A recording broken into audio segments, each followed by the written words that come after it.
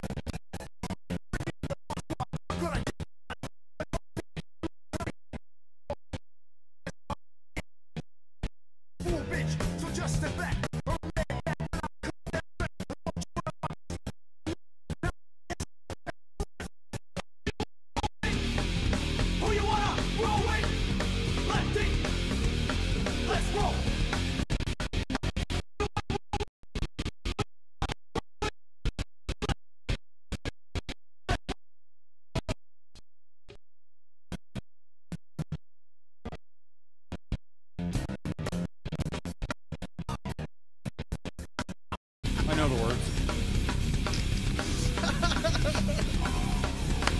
Special guest today on the show, Jenny Storms and Jax. There they are.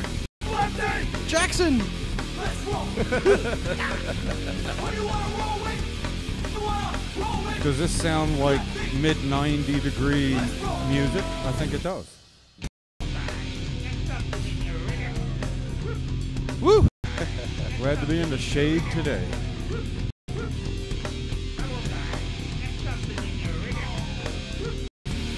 Let's rock! You want to roll with? What do you want to roll with? Lefty! Here's rock! Who you want to roll with? Who you want to roll with? Who you want to roll with? Who you want to roll with? Who you want to roll with? Who you want to roll with? Who you want to roll with?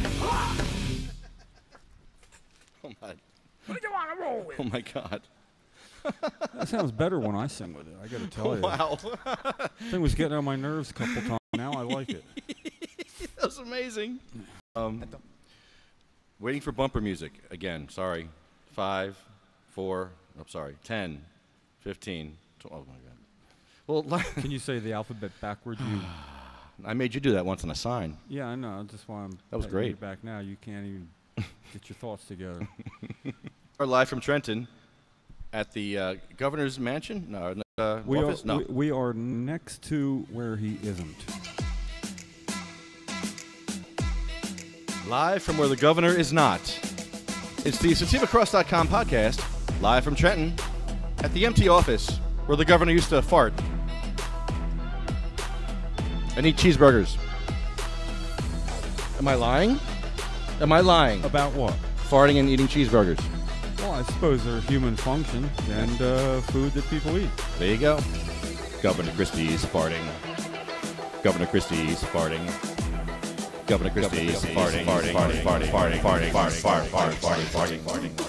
You know, while it's not about cannabis, I did see him on MSNBC.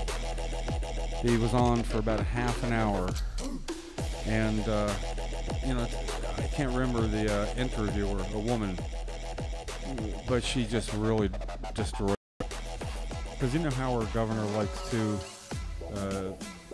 take the conversation for a while so you have less to hit him with. And she wouldn't let him do that. And, you know, he would have looked like a bully talking over a woman. He would have.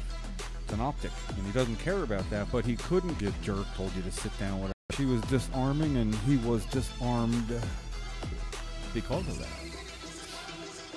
And, yeah, we are next to the State House, at the State House Annex. Not in front of the State House, because we're next door at the Annex, which is where they do legislative business. You look out the windows of the committee hearing, you'll see us here. And if you listen hard enough, you'll hear us too. So, it's a good spot. Right about now, there's not a lot going on legislatively, to my knowledge. So it's kind of a loose day, and the governor is tenth of a mile, a little more down the block now. New offices for the next few years. Our new governor is going to be down there as well. And as of yet, we do not have the right to protest by permit there. We're denied, rejected, sent packing. And now we're getting some deja vu. Jenny Storms, Jackson Storms. What's up, Jax? And a new addition to the family. A service dog. Jenny and Jax. Good morning. So to start off by way of the briefest of introductions, Jenny decided to do a weekly gathering at the State House, and started that on June 10th, 2014. You get a chair. 7:10. 7:10, really? Wow. Wow, that's what a coincidence. July 10th. That's right. I had the 10th right. Yeah, gotta come over here.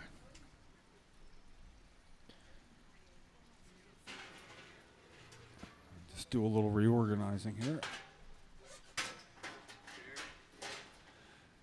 So Jenny said she was going to do this every week until a certain matter was resolved, and I said that's way more than any one person could handle. And what's up, Jackson Storms? How are you? Back from Colorado.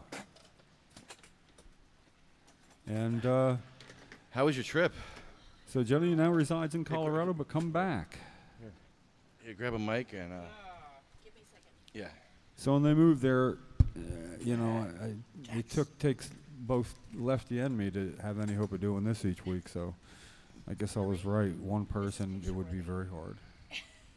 Yeah, Jax, grab it. Say something. What do you got to say about Christie? Hi, Jack. Yep. Yep. You speak in that, Yep. Everybody will hear you. Say hi. Say hi, Jack. Does he ever have headphones on? He doesn't tolerate it very well. Oh, yeah. Okay. Yeah, I can't see that being a smooth operation. All right. You're going to throw that, aren't you? So All to right, be let me get a microphone on Jenny. to be sort of in a linear fashion, this did all begin the weekly gatherings on July 10th of 2014. Sounds like a whole nother era now. It is 2014. so long ago. Yeah, that was the beginning of Governor Christie's second term, 2014. So it's been pretty much his whole second term, and before that we were both respectively covered a lot of town halls that he was at. So we've done everything that you can do to assure the governor we weren't going to disappear. And now he's the one going to disappear.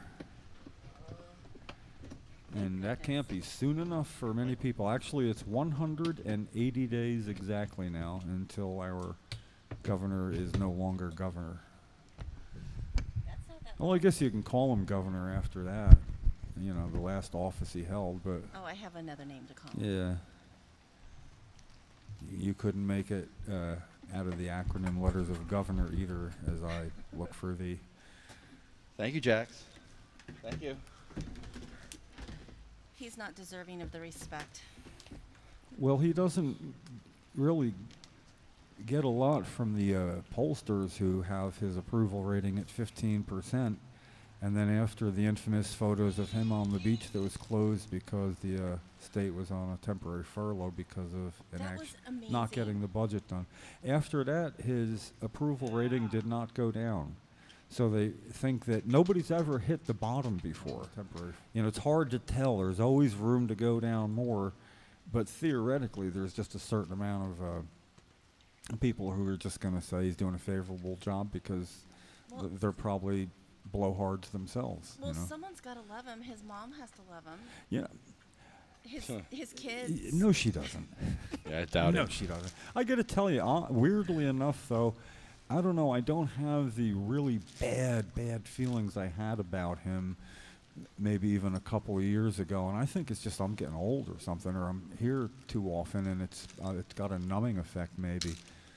But, and I know it was the politically correct thing to say the last time we spoke, but he said he loved us showing up, and he liked it when somebody was passionate about something to show up like we do. So I guess he probably even likes us better now because we're still here. You would think. Muchas gracias. Got to be well fed on a day like today. Absolutely. So yeah, we're just free formatting it right now today because it's actually it's really pretty nice in the shade with a breeze here. It kind of is, yeah. Kipper's not liking Yeah, it was supposed to. It was forecast to get up to 97 today, and I think that's probably keeping some people away. But that's why we do the podcast. They can be here without really being here. Well, I'll be honest with you. Whenever I got here and got out of the car, it was like, I can't breathe. I forgot. Yep. It's that humidity. It's Christie Yes. taking up all the air. Breathing it all in. What are you doing with that, Jack? But he just he got to be a really good sport last year in spite of the cones and everything, and we saw him so often, and he'd take time to at least say a few words. And well, I saw you post that video from that one day when you said 4 years ago. Right. Yeah. I was there. That was the day that he addressed the whole Bridgegate thing, and he was coming out. Well, it was his inauguration day. I guess did he address that on his inauguration? Those 2 days were so close. Yeah. I know it was that's why they were doing looked like a wedding march with the state troopers or something coming down, you know. Well, they did that on the day that he addressed and took a position with his role in the whole Bridgegate, which he still denies. His position was I didn't know anything about it while it was going on. Jim, did you realize you're stepping on the skunk? Oh, wow, what's that? It's a skunk. What is that? It's a foot pedal. He just stepped on it. Jack, I must have dropped it. What does it do? Wait, give me that, Jim, please. Let me see that. Wait a minute. Wait a minute. So what do you think of the way Christie handles medical marijuana? How appropriate, Jenny. Hey, it's Jack's, not mine. Jack, thank you. I get it, Jack. Very funny. You're a comedian. He brings this to New Jersey. Yeah, that's very funny, Jax. I get it, yeah. In New Jersey. Did you go past Elizabeth and Linden? Yeah, I know. We're working on that, too. Bayonne's getting pretty bad, too. You know, Jax, if you had a wheelchair, you wouldn't be able to get around in Bayonne. Did you know that, Jenny? Mm-hmm. There's steps in Bayonne. I've been watching your videos. He wouldn't be able to get anywhere. Mm-hmm. Even his assemblywoman's office that you pay taxes for. It's crazy. I'm so glad to see him walking, though. Oh, man, look at him go. Do you think he's going to go in the water? He'll enjoy it if he does. I know, he sure will. You guys, yeah, all right, hold on. Let me Snapchat this. This is Jack's running around the water thing. Oh, God, look at him go. And he's doing it with an attitude, and he's laughing at us. I love it. Go, Jax, go. Yes. Yes. Oh, yeah, Jax, I'm so glad to see him. I haven't seen Jackson in a while, and he's doing pretty good. He's doing really good. Yeah, he looks good. He's actually on a cannabis break. I kind of announced it in an article. We did an update on Jackson in the Cannabis Nurses magazine, and he's on a cannabis break right now. We're going to try and enter into a trial. It's showing really good promise. How long has he been on a cannabis break? His last dose was March 6th. Wow. Okay. Yeah, he's doing really good. So I think there's something to be said for taking breaks occasionally. You know, not necessarily for this long. I'm starting to see some declines, and you have no idea how much the urge to just give him some cannabis and be able to help. But in order to keep him eligible for the trial, I need to not. When would the trial date be? Do you It know? was supposed to be in May. Hmm. We're here for the trial, but it fell through. So we're probably going to have to go to Miami and get into their trial there So this is what I was talking to you about earlier or Right. yesterday. You know, let me send an email out real quick. Good job, buddy. Okay. Jax is enjoying himself at the water over there. It's good to see you back here. Good to see Jackson. I just wish it was for something productive, you know, like you would expected to be in the Yeah. trial. We saw the doctor and we did our follow-up, and he's working quite well with our new neurologist out in Colorado, and so we come back every 6 months. So it still was productive. It was still good. And Jack got to go to Land of Make Believe. Hello, it was fun. Yeah. This is true. This is Yeah. true. Yeah, I've only posted some of the pictures. He had such a blast, and he remembered. I mean, he went on the Horries. He's looking like he's enjoying the water. Oh yeah, and he played in the water park at Land of Make Believe. He absolutely loved it, and we've gotten to see a couple friends. It was definitely worth it. And hopefully, a few more will come down today, and we'll see us.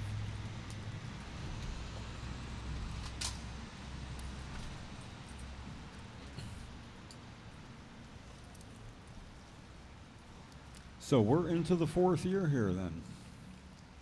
Already? Well, we're past the start date in 2014, so that's 3 full years, and we're starting the 4th. This, of course, will be the last year. This is our swan song year, because we decided we would stay as long as Governor Christie would be here. So if the governor had a position in the Trump administration originally, as he thought, and we thought, he would have been gone and we wouldn't be here still. So are you going to continue it even after he's gone if the new governor doesn't? Nope, not me. I'm retiring from Me too. podcasting this year. Yeah, I'm retiring from State House podcast. I can't do it. I got to say, she's right about Yeah, Jax. Jax's attitude. He turned around, he's leaving with his service dog. Jenny goes after him, and he looks over his shoulder and kind of smiled mischievously and double-timed his pace like he was escaping with his dog. It's good to see him doing good, though. He's just got interest in things. He's exploring, smiling, and pretty calm. And for those who don't know Jackson, he Yes, Gervais. it's Gervais. Gervais He's got- syndrome. What do they say about Gervais, Jim? Well, Gervais kids don't usually live past 10. Right? 2. Gervais kids don't live past 2? I thought it was 10. Oh, my it's God. a childhood form of epilepsy. And Oh, God. yeah, it's pretty serious.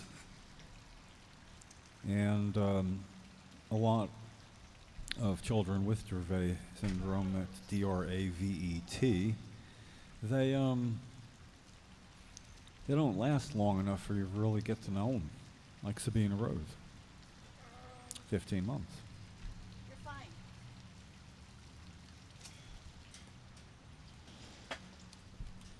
Yeah, But Sabina. like I say, today can be a wandering, meandering production of sorts, because it's legislatively a non-legislative day. Boring day. Yeah, you know, just when you think it is going to be boring, though, something ends up happening. Usually, I mean, almost always. So it's pretty easy to still spend the better part of the afternoon going over what's new and things that are ongoing and changing. I mean, there's always something. And, you know, starting with you guys coming back, and we get to find out how things are going. Not good, though, huh? I heard you have a lot of struggles out in Colorado with the doctors and the system. Colorado's starting to come together. How old is Jackson now? 18. He's an adult. I remember the countdown. That was the reason for beginning this when he was 14, going on 15 or something. Yes, he was 14 going on 15. And that's where I met Governor Christie at that town hall and said, my son's 14. You conditionally vetoed the bill and said only for minors. that you couldn't, that only for minors for edibles, and The which oils is, and the which oils, edibles. which is what Jackson needs. That technically at that time, He if still- nothing changed when he turned 18, he would lose that privilege. Right. He would not So have that access to that it. was the basis for why you started coming here Right.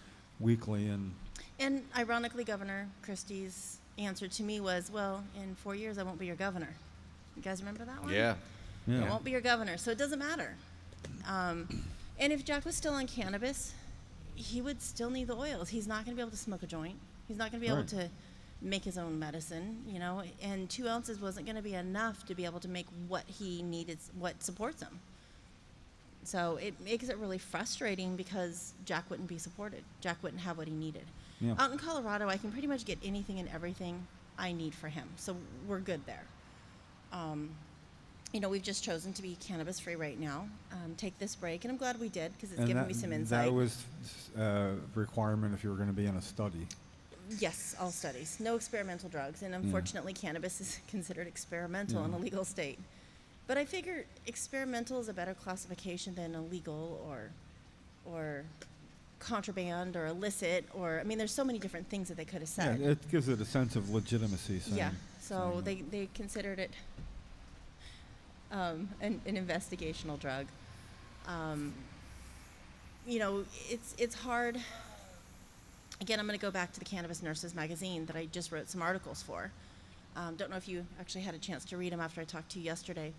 But one of them talks about our experiences in Colorado, specifically with Denver Children's Hospital. You know, in going there. There's one time I went there, and I happened to get the discharge instructions from the nursing agency after we got home. And they actually listed Jack at Denver Children's Hospital as an illicit drug user, THC. wow. And I'm like, wait a minute, this The is in his... experimental is better.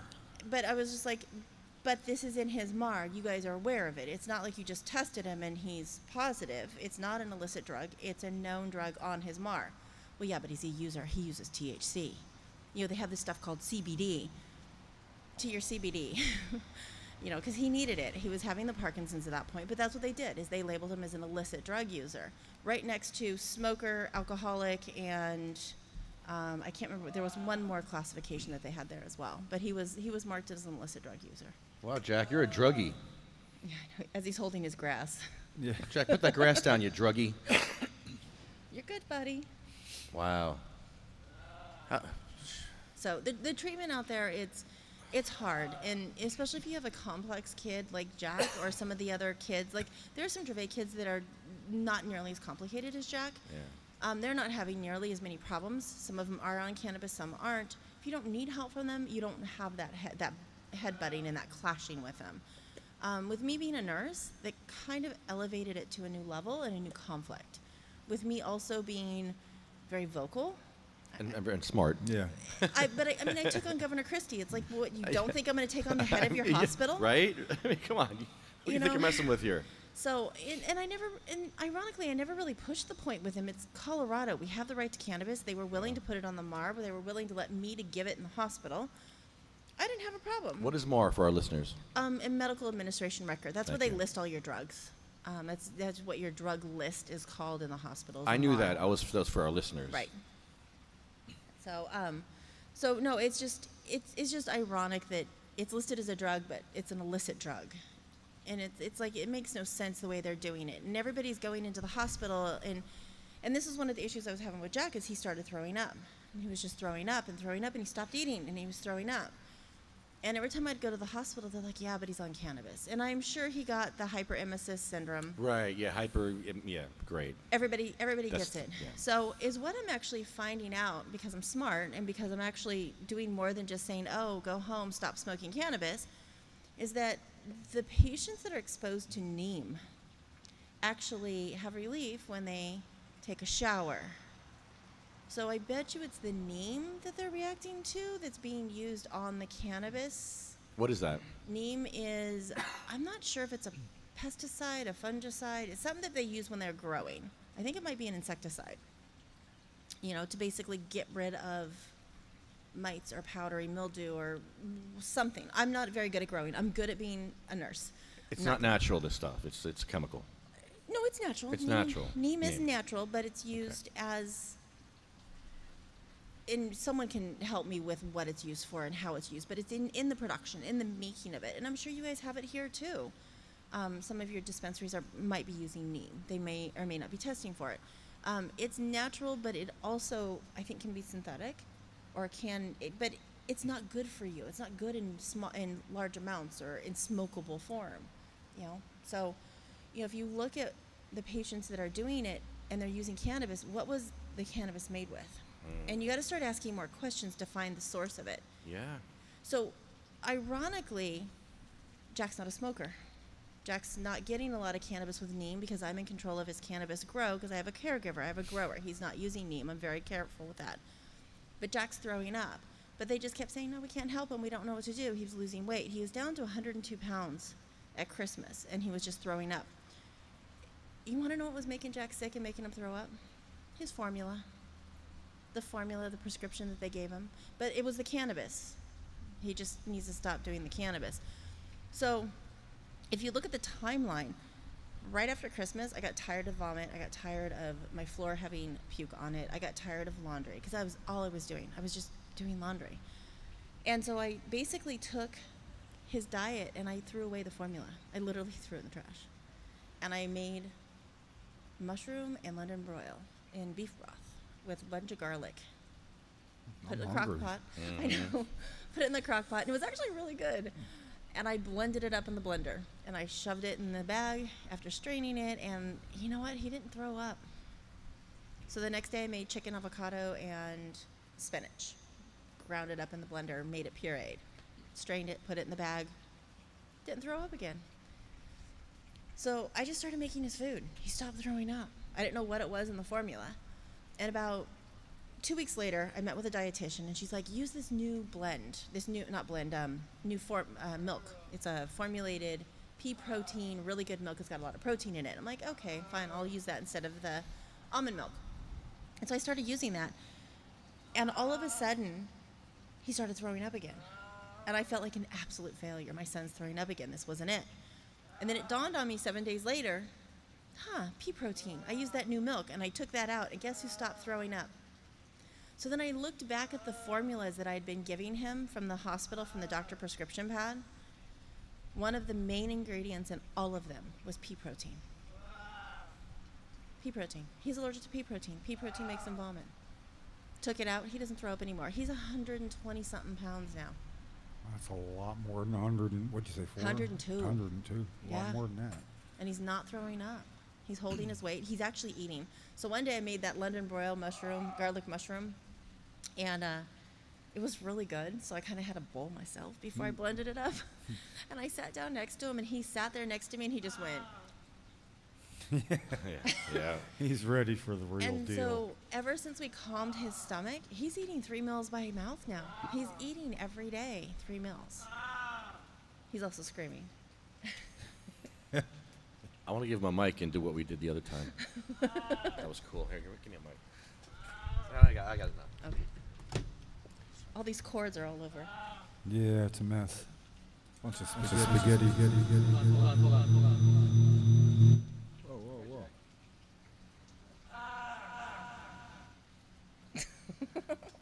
He's like, what is that? What is that? Check. Oh, check. Yep. Got a bad mic here, I think. That didn't sound good. Doesn't sound good at all. Hello? Testing 1, 2. That's horrible. Yeah, what's going on? Sorry. Anybody just joining in? Jenny Storms and her son Jackson Storms. Hi. Refugees. Yeah. Living in Colorado with so many other people who have gone there to get medicine in the form that they need for their children who cannabis can help. He's shaking his head no. He knows. He shakes his head no. Smiling at you. That's great. He's got sass a lot lately. Yeah. Well, I like the look he gave you when he started making a breakaway. Yeah, he's been doing that a lot. Yeah. He usually reserves that for his sister when she comes. Yeah. He'll literally lock the door behind him and run. And I'm in the room. He's locked himself in, so I see it. it's quite hilarious. His sister and him, they are doing some very typical sister-brother Yeah. arguing.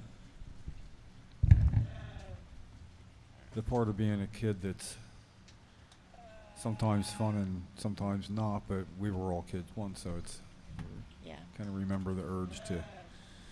No, I've enjoyed Do this that. trip with him. Usually it's just we get here, and it's just a trip, and Jack's just there.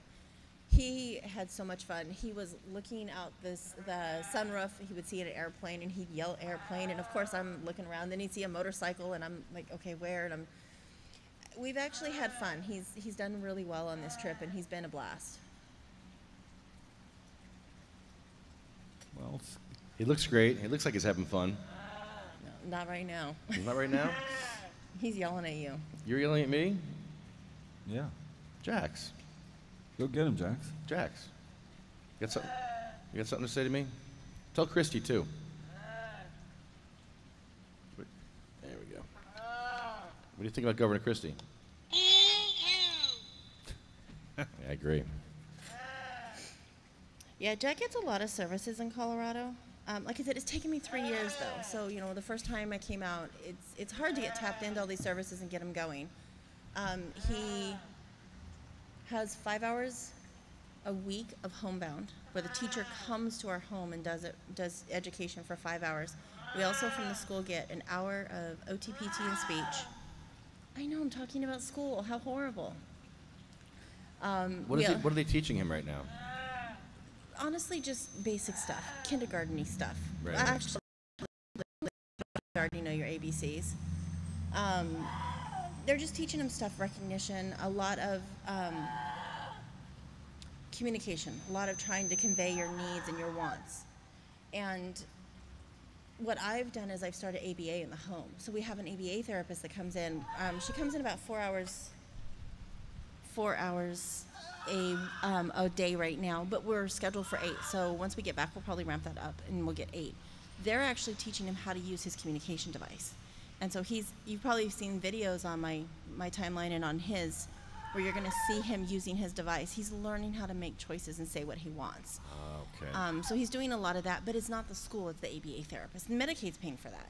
Medicaid's paying for in-home, one-on-one ABA therapist there.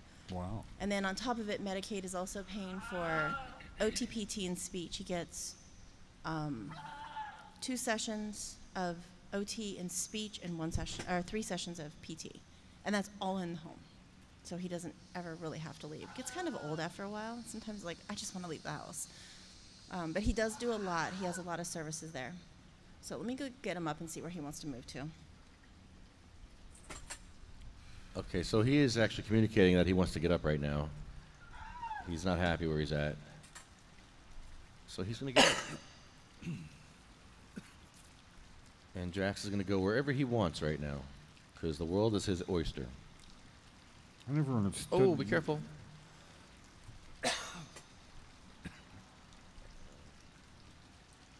Okay, Jax is in a position he's trying to get up now. He's in a sitting position, and Jenny's behind him, lifting him up under his arms, and he's getting up slowly. And he's up. Jax is up, right? Almost. Oh, yeah, go, Jax. And he's up and running. Look at him go. Get his There he legs goes. under him. There we go. Watch your step. Oh, yeah, he's going. There he goes. Okay. See that smile again, like he's. I love it. I love seeing him happy. He's contemplating another breakaway. You can tell. I mean, I saw him shake a few times last time I saw him months ago. He was shaking really bad, like really bad. I don't see that today. Well, he is getting around better. There's quite a time you wouldn't ever see him walking off on his own. No. Ever. I don't know that I've seen that.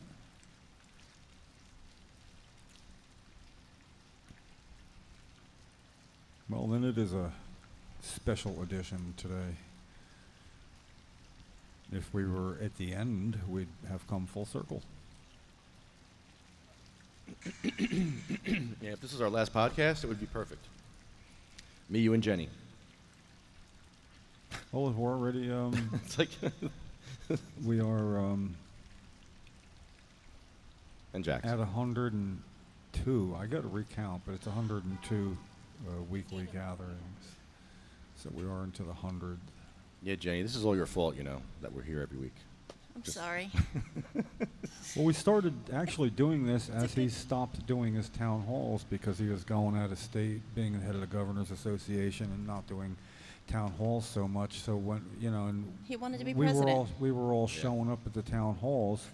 So it kind of was a natural fit that when he slowed down doing that we picked up the pace doing this. And with our 100 and it's either 102 or 103 weekly gatherings here, plus sporadic other targeted days we've been here over the last 4 years, he has about 138 town halls, and we're only about 35 behind him, where he had us outnumbered 120 to nothing until we started showing up. And you know, at the town hall, you'd wait for a chance to stay and have to go to several before he would call on you. Oh, like Ricardo. Yeah. Remember that? Yeah, Ricardo didn't wait. Well, he went to how many? He went to 8. 8 before Yeah, that. he went to quite a few before he got called Yeah. on and booted out. Yeah, before they kicked him out for defending his daughter's life. Yeah, I went to about 9 or 10 before he called on me, and I was sitting kind of close at Belmar, an outdoor one. And when he said yes and pointed at me, I turned and looked over my right shoulder to see who it was, and I didn't see anybody. So I turned and looked over my left shoulder, and I didn't see anybody. And I looked at him and goes, you, yeah, you. I'm like, he knows I show up at his town hall meetings. I have sort of a distinctive look when I'm showing up regularly. And he claimed to, yeah, I don't know what your question's going to be. And so it took 9 times, but actually I fared pretty well because the question was about edibles for adults. That's where we were.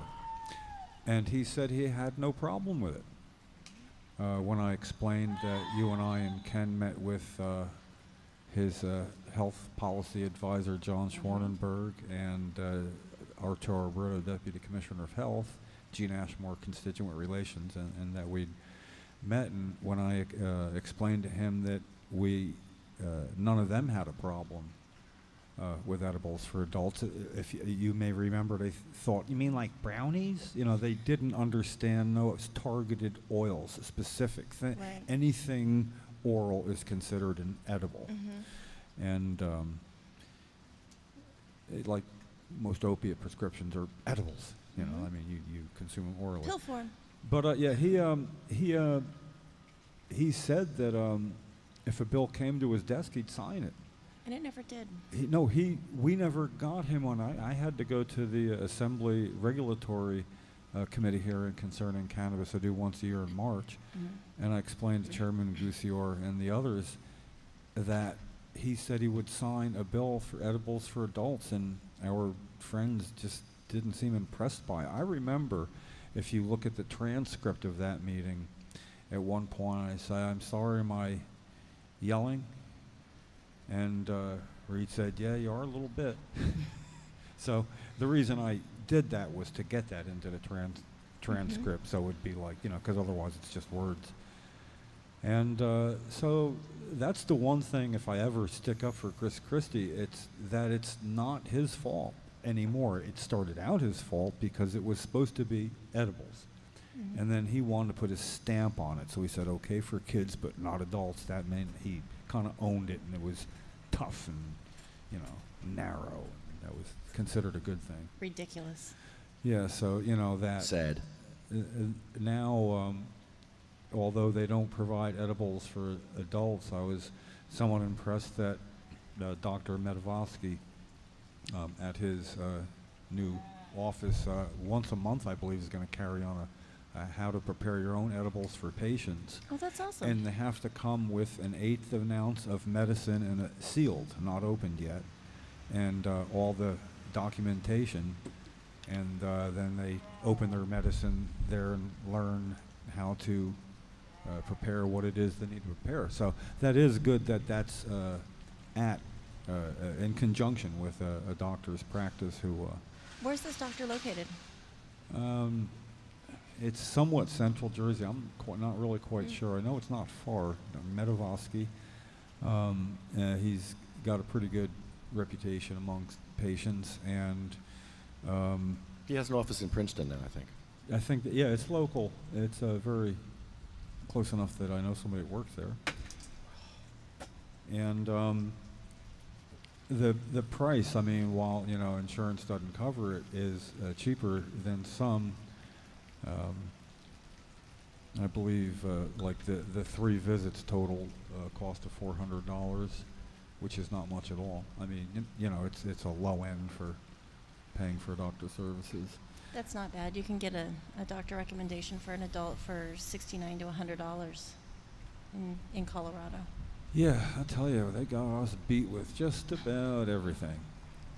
And that's the state where Senator Scutari and others chose to go on a fact-finding mission as they were formulating legalization of cannabis for adult social use.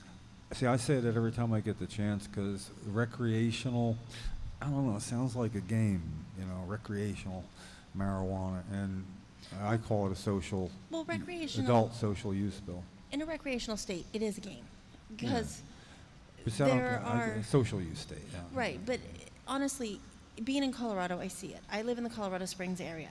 Rec is not available. It's so truly recreational is appropriate in the sense that it's a privilege. It's almost like you have to go to a resort or the right area to be able to recreate, to be able to socialize, to have that. Socialize, yeah.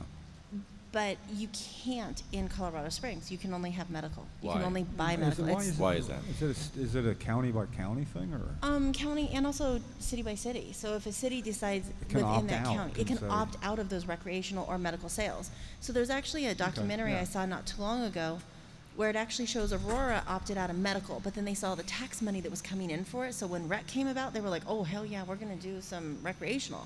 The towns that opt out, does that include it's still against the law if you're using it there, or is that just for the procuring it?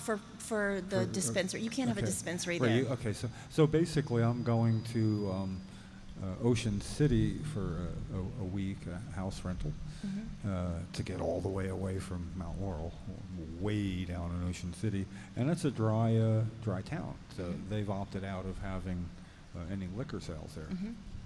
Right. So you can bring it there. You just Right. can't Which would buy be the it there. same then in Colorado Definitely. Springs. You could bring some there that you legally got somewhere else, and that's okay. Can you grow it in Colorado Springs?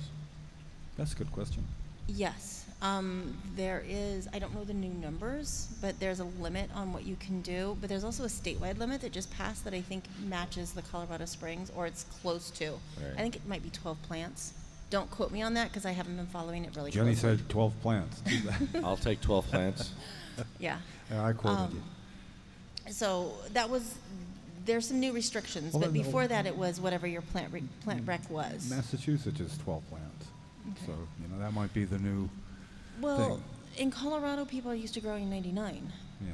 They're used to having the recommendation for 99 legally being able to grow 99. 99 pots a pot on the wall, 99 a pot. You take one down, you smoke it a lot. 98 things a pot on the wall. And 99. That's understandably somebody. I mean, I would love to see the demonstrations of how much that is here from those who would say that's too much. That's a generous number. I don't know a lot about growing myself. It's a generous number for people who want to grow huge, gigantic trees. Yeah. But if someone's just growing little ones and harvesting them, it's Yeah. really not a lot, especially if you need that variety and that turnover, Yeah. and you're producing it quickly. It's actually not a lot of plants. It just depends on how you do it. So it there needs to be classifications of it. It can't be a plant bigger than 3 foot by 3 foot or 6 foot by 6 foot. Yeah. There are no classifications, just 99 plants. Well, you can grow that same plant 9 feet tall or 3 feet tall Yeah. or 3 inches tall. Obviously you're not going to get as much from a 3-inch or a 3-foot tree. Well, David Evans used to say you get 5 pounds per plant here, and I found that to be absurd. I mean, like, you probably could get 5 pounds of bud from a plant. He probably meant the whole plant. But on the other hand, you can grow a tomato like 23 pounds or something. Doesn't mean it can be done. It has been done. But it's even 12 for what you're describing. I could see where that would maybe jeopardize the supply at some point, depending on how the grow. Well, if you was lost it, going. and keep in mind, 12 doesn't mean 12 flowering at all times. It's 6 in veg and 6 in flower. So you technically only have 6. Yeah. But by the time those are done, your next 6 are ready. So you just keep rotating the 6, basically, is what it is. What's really scary right now in Colorado Springs is Southers, Mayor Southers, is inviting in the DEA.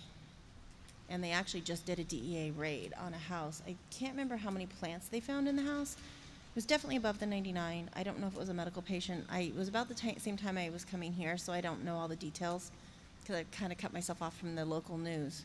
No one covers that nationwide. But just yesterday, I think it was, or the day before, Southers actually had a private meeting with the DEA in the mayor's office in Colorado Springs. So he's inviting them in and welcoming them, which means that the Rohrabacher Act isn't protecting anybody. It can't. So it's kind of a scary time, even in a legal state. Well, I'm waiting for him to fall in. there's always going to be, something that's going to probably keep it from going smooth or being reorganized where it doesn't include what you need. But it's, think back to 4 years ago in New Jersey, and it's a world better than that. Mhm. I mean, I see Jackson doing much better than he was then. Oh yeah, he's doing amazing. Cannabis healed him. Cannabis got him off the meds that were causing a bunch of the problems. It's healed him. I think he's outgrown it. Doesn't mean he's not going to need it again. Right. But I think he's outgrown a big part of it, and that's why we were having some problems. But he's so much better than he was when we started cannabis. I mean, I was offered hospice. You can try these drugs. They have these side effects. His limbs will fall off. He's going to turn blind or blue. Or you can try cannabis. Actually, it was Metahana. Well, And by the way, we can refer you to hospice because he's going to die soon. Those are my options. Who else wouldn't choose marijuana? Who told you that? The doctors. Which doctor told you he's going to die soon? All of them. All of them. he wasn't doing well. He wasn't.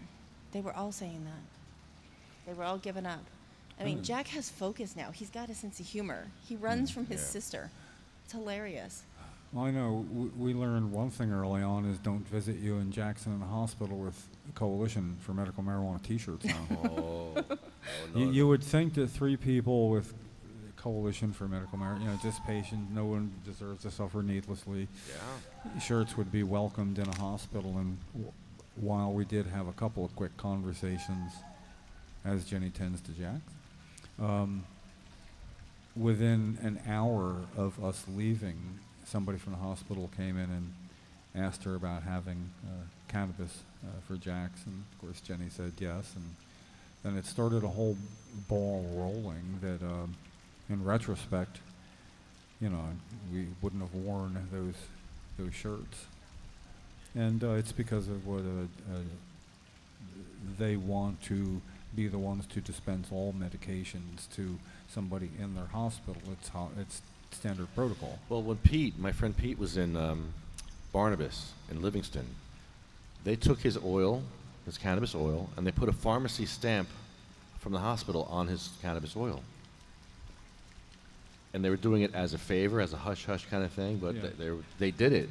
Yeah. I saw it. I saw the hospital label. Well, they can. If you have a medicine that the hospital itself doesn't have or can't get right, then they can take control of it from you and then dispense it back to you. That's what they did with Pete. Yeah. So whenever I brought Cheryl to a hospital, the first thing I did was take some of her medications out of her pill bottles, because even then we would bring the daily regimen with us. But then sometimes it'd be like, it's not time yet. And I go, yeah, it's time when I say it's time. I already have some, And we had better control that way.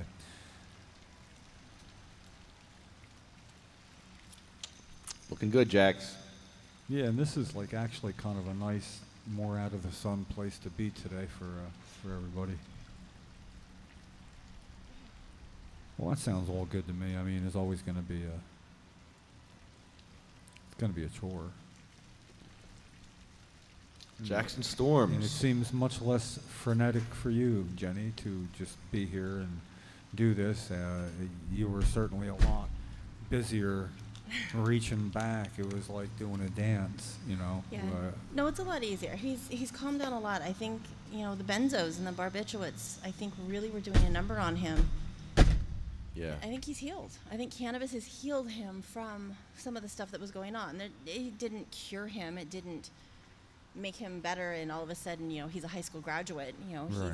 he still has his issues, but he's doing so much better. Well, the idea about the possibility of a communication device is pretty exciting. Yeah, and he is, like, the other day I had my glasses. They were sitting on the bathroom sink.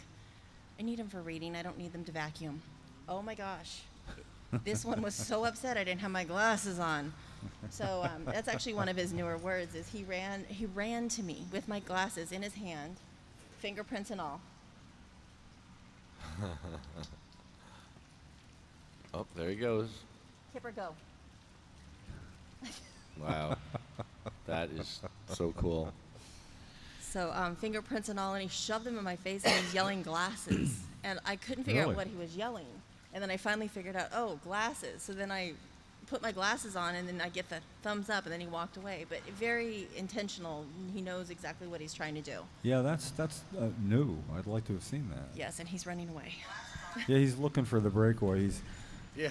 got that sort of look how, you know, kids look at you a little.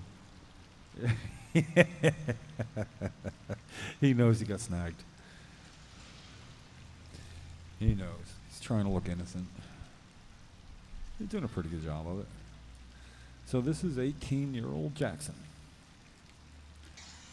This is when, if Jenny did stay here, this is when the problems would have started, because there is no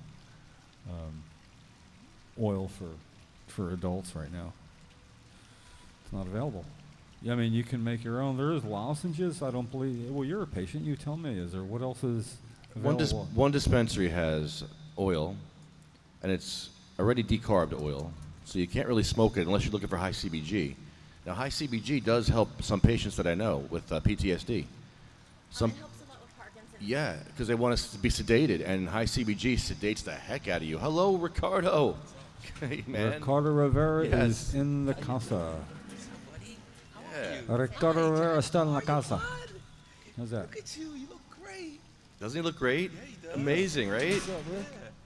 How are you, bud? No hug you. How you been? Yeah, man. Amazing, Jax. Nice to see you too. I'm proud of you, dude. Proud of you, man. Proud of you, dude. You hear me? Oh, Kipper. He looks better. Oh, God, Kipper's doing so much better. Kipper's doing much better. Come on over. Have a seat, you guys. We have an extra chair or no? Have a seat, bud. I'll give you guys a chair. Next to him, Jenny. Got a microphone over there? Yeah. Just grab I'll find one. Don't worry about it. Grab this one. We got two. Oh, come on, Jack. Mics are Are us. you Find going to lay another on the chair. ground? Nah, don't worry about it. Don't worry about it. You have like a bucket or something? No. I'm gonna squat. You know I squatted into it. Yeah, I'm surprised to see you sitting this long. I'm so glad to see Ricky. I'm glad to see you too. Oh, I know. I got to get closer. Here, sit on this side. And Ocean I'll sit City. over there. You want to sit by here? Hold on. We got a call coming in. Got a Let's take this call call. coming in. Hello. Hello. You're on the air. God. Hold on. How do you know somebody wants to be on the air? buddy? How you been? Hold on. No? Maybe it's somebody offering a new communications device at a discount. Let me get a picture connection. of this real quick. Great. We lost our connection. Well, good. We didn't know who it Hold was on. anyway. Hold on, please. I see you sticking your stuff in a microwave all the time. Oh, God, yeah. Yeah. Oh, my God, that's an awesome. Computer. It's awesome. That's a stud picture. Oh, yeah. Hey, Kipper, feeling better? Oh, yeah. Kip's How's much Jersey better. treating you? It's good. Yeah. I've actually had a really good time. We're heading out today. We're going to head back to Yeah, Colorado. I read that. I wanted to make sure I came out here Yeah. as soon as, you know. Yeah, no, actually, we got here, went to Land of Make Believe, because it's in the town we used to live in. Sure, and sure. He had such a blast. I literally cried the whole time. I'm going to start crying right now. I don't want to go home. Yeah. But I Yeah, have we to. miss you. I have to leave. Sure. So, How's Colorado treating you?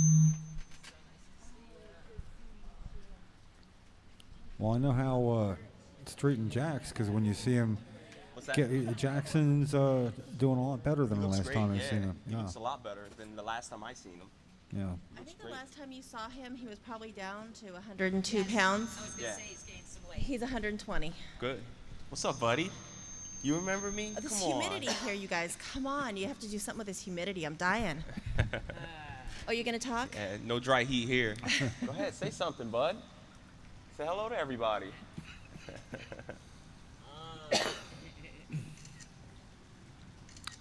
Yeah, Jax, we all got one. Give the world a Looks big good, though. hello. He does. Really he's does. he's Yeah. doing really good. Right, bud? How you been? That's good. He's got a little bit of that 18-year-old attitude 18, that yeah. big guys will 18. have. Wow, Yeah. Yeah. time flies. I know he is 18. I remember, what was he, 15 when Yeah, I met him? 14, I think. 14, Yeah. 14. Stop. Stop. Did you just say stop? Sounded like it. We miss you out here. He's bud. had about enough of that. We miss you out here. Let's see who this call is. I missed the call. I have a feeling it's You about. want it? You want it? Hey, Lefty, can you hear me? You say something? You're on the air. Who is this? Say hi. Yeah, good. How are you? Hi, who's this? Hi. This is Bob Kane. Hi, Bob Kane. How are you? What's up, Bob? Doing well. Well, not so well. I just got off the phone with the commissioner's office there, Storms.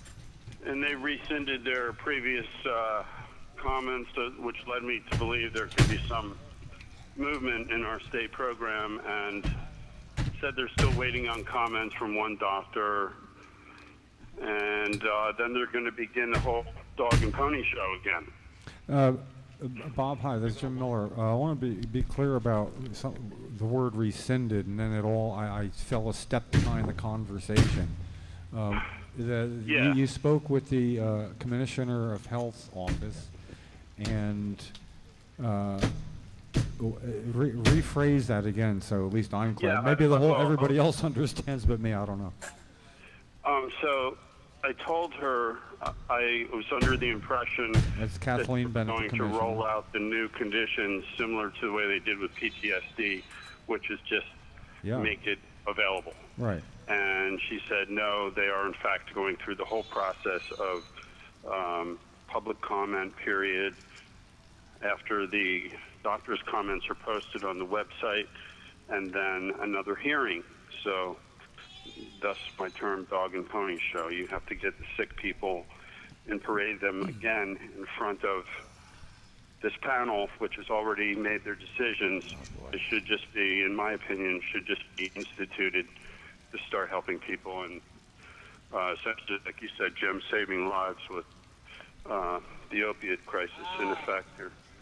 Yeah, well, technically, the commissioner has 6 months to make her recommendation that these conditions be instituted or not.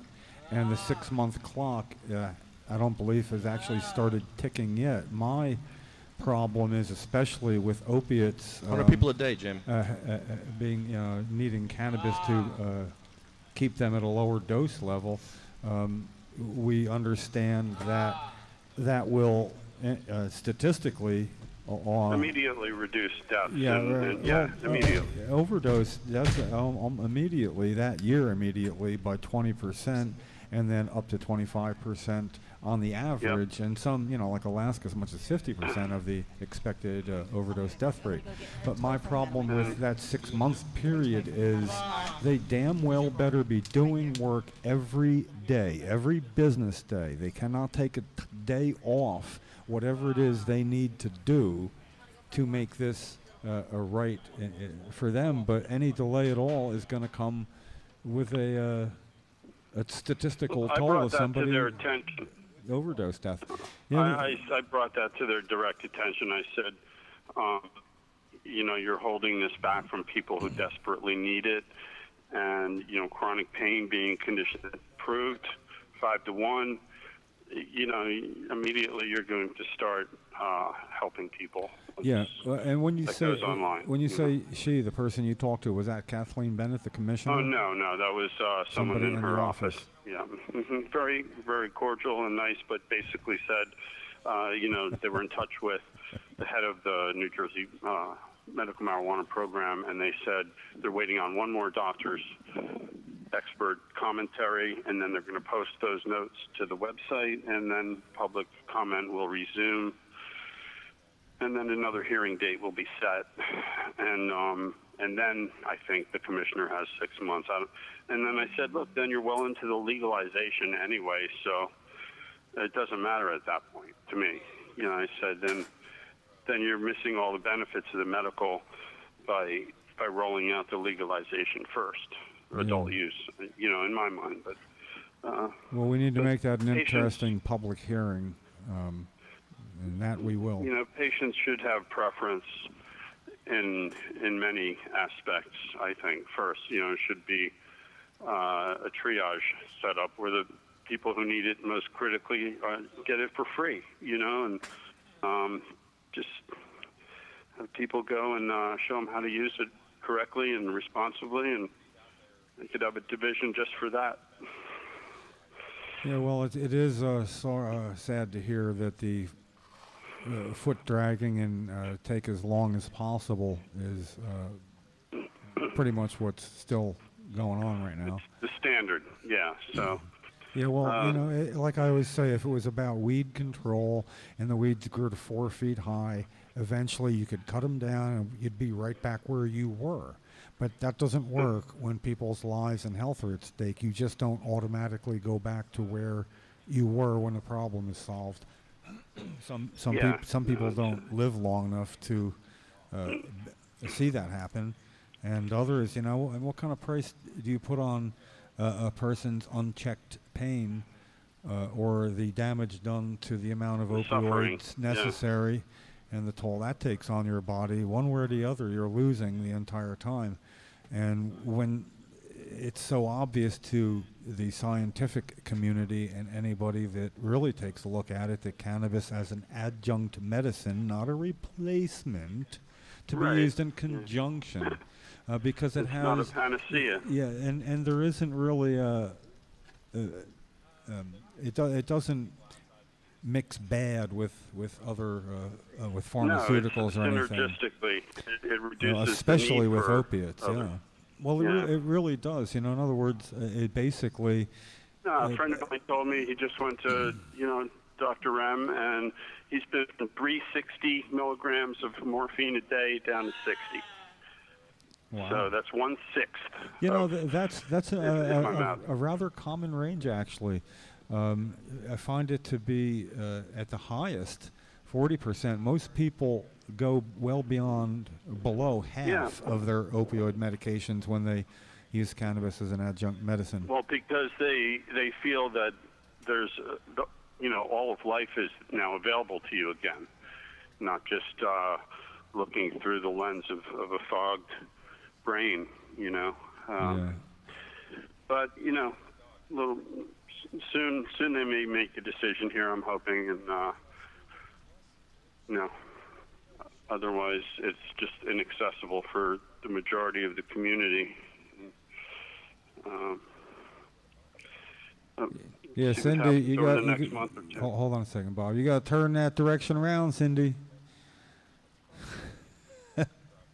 Yeah, we have. All right, Jim. I'm going to let you run anyway. Just so you know, back to work. Yeah, just so you know, we got Jenny Storms and her son Jackson here, and Jenny's off at Carter Rare, and Jax is doing well, but he can make a breakaway attempt too. So that's what's going on. Thanks for all your good work up there. Hey, Bob, I appreciate you being the gatekeeper here. For those of anybody that doesn't know, Bob Kane is the one that does call back the Department of Health and stays in contact with him, and become a known enough quantity there, I think, Bob, where simply now that if you get in touch, somebody will get back to you. And we appreciate you doing. So. We appreciate Someday, you doing that because you're on point when you talk to them. Yeah, no problem. And thanks to you guys for keeping up the vigil up there, because it does matter, you know, and your passive resistance speaks volumes and will in the future, you know. Well, we're hoping so. We're hoping the sheer numbers would add up, and you know that when people think about it, that according to everybody here, groups come and they go when they exercise the right to gather and state their case. But it's just not going on on any regular basis with another group at all, not once a month. No, even. And it may be a thing of the past very soon, and you're just keeping that campsite, lit right there. That's a great thing. Yeah, well, it was meant to mirror our governor's second term. We started doing this within 6 months of him taking office for the second term. And like I reposted on the coalition, I was there when he left his office to challenge him with their pomp and ceremony, walking out like it was a wedding procession or something. Oh, yeah. And so to be able to have a 16-second video where I interjected, "No, we are not done." Yeah, no, that was great. Medical marijuana. Yeah, but I'm just saying I appreciate your help and everybody else's who has been involved in any way, because I can come here and keep it in his face, but I need something to keep in his face. And that's where everybody else comes in, whether they can or can't make it here. As long as I come well-stocked, well-armed, and with facts. Now, are you a patient, Jim? No, I'm a non-qualifying patient. It really hurts my what was severely injured, catastrophically injured feet and ankles a little over 5 years ago. And it does allow me to actually walk without pain occasionally. Which is like really But you huge. could qualify under medical spasticity or muscle spasticity, probably, right? Yeah, well, it is intractable muscular skeletal spasticity, and I'm thinking of doing that as it is, and I'm open book about anything medical with me. It's probably in my best interest to do that legally. I think so, yeah, and that's why I'm pursuing the petition process and trying to just educate myself and other community members and family members and to the scientific basis of the medical components that we're talking about. So anyway, there's also one more thing on the horizon. I'm just I would play the odds, besides it being legally the correct thing for me to do, become a legal New Jersey medical marijuana patient, is that in the legalization of social adult use of cannabis plans for next year, it's unclear whether home grow is going to be in there or not. Yeah. And there is that outside chance that would end up being some sort of take back. Well, let's go back to the original Senate bill medically. The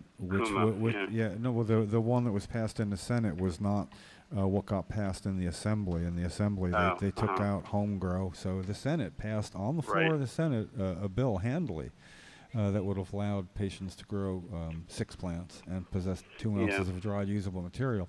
So if there's an outside chance that would be some sort of bargaining chip used, then I might want to be a patient when that happens. Well, the goal is to undercut the black market, Look at Colorado just hit $500 million revenue. So, they're undercutting the black market. Yeah. Well, it's, And combined, when you look at it as states are proceeding with legalization efforts, I forget the source, but it may well be as accurate as it needs to be, is by 2020, which, although it sounds like futuristic, it's 3 years, that jobs in the cannabis industry will outpace new jobs in the cannabis industry. Manufacturing.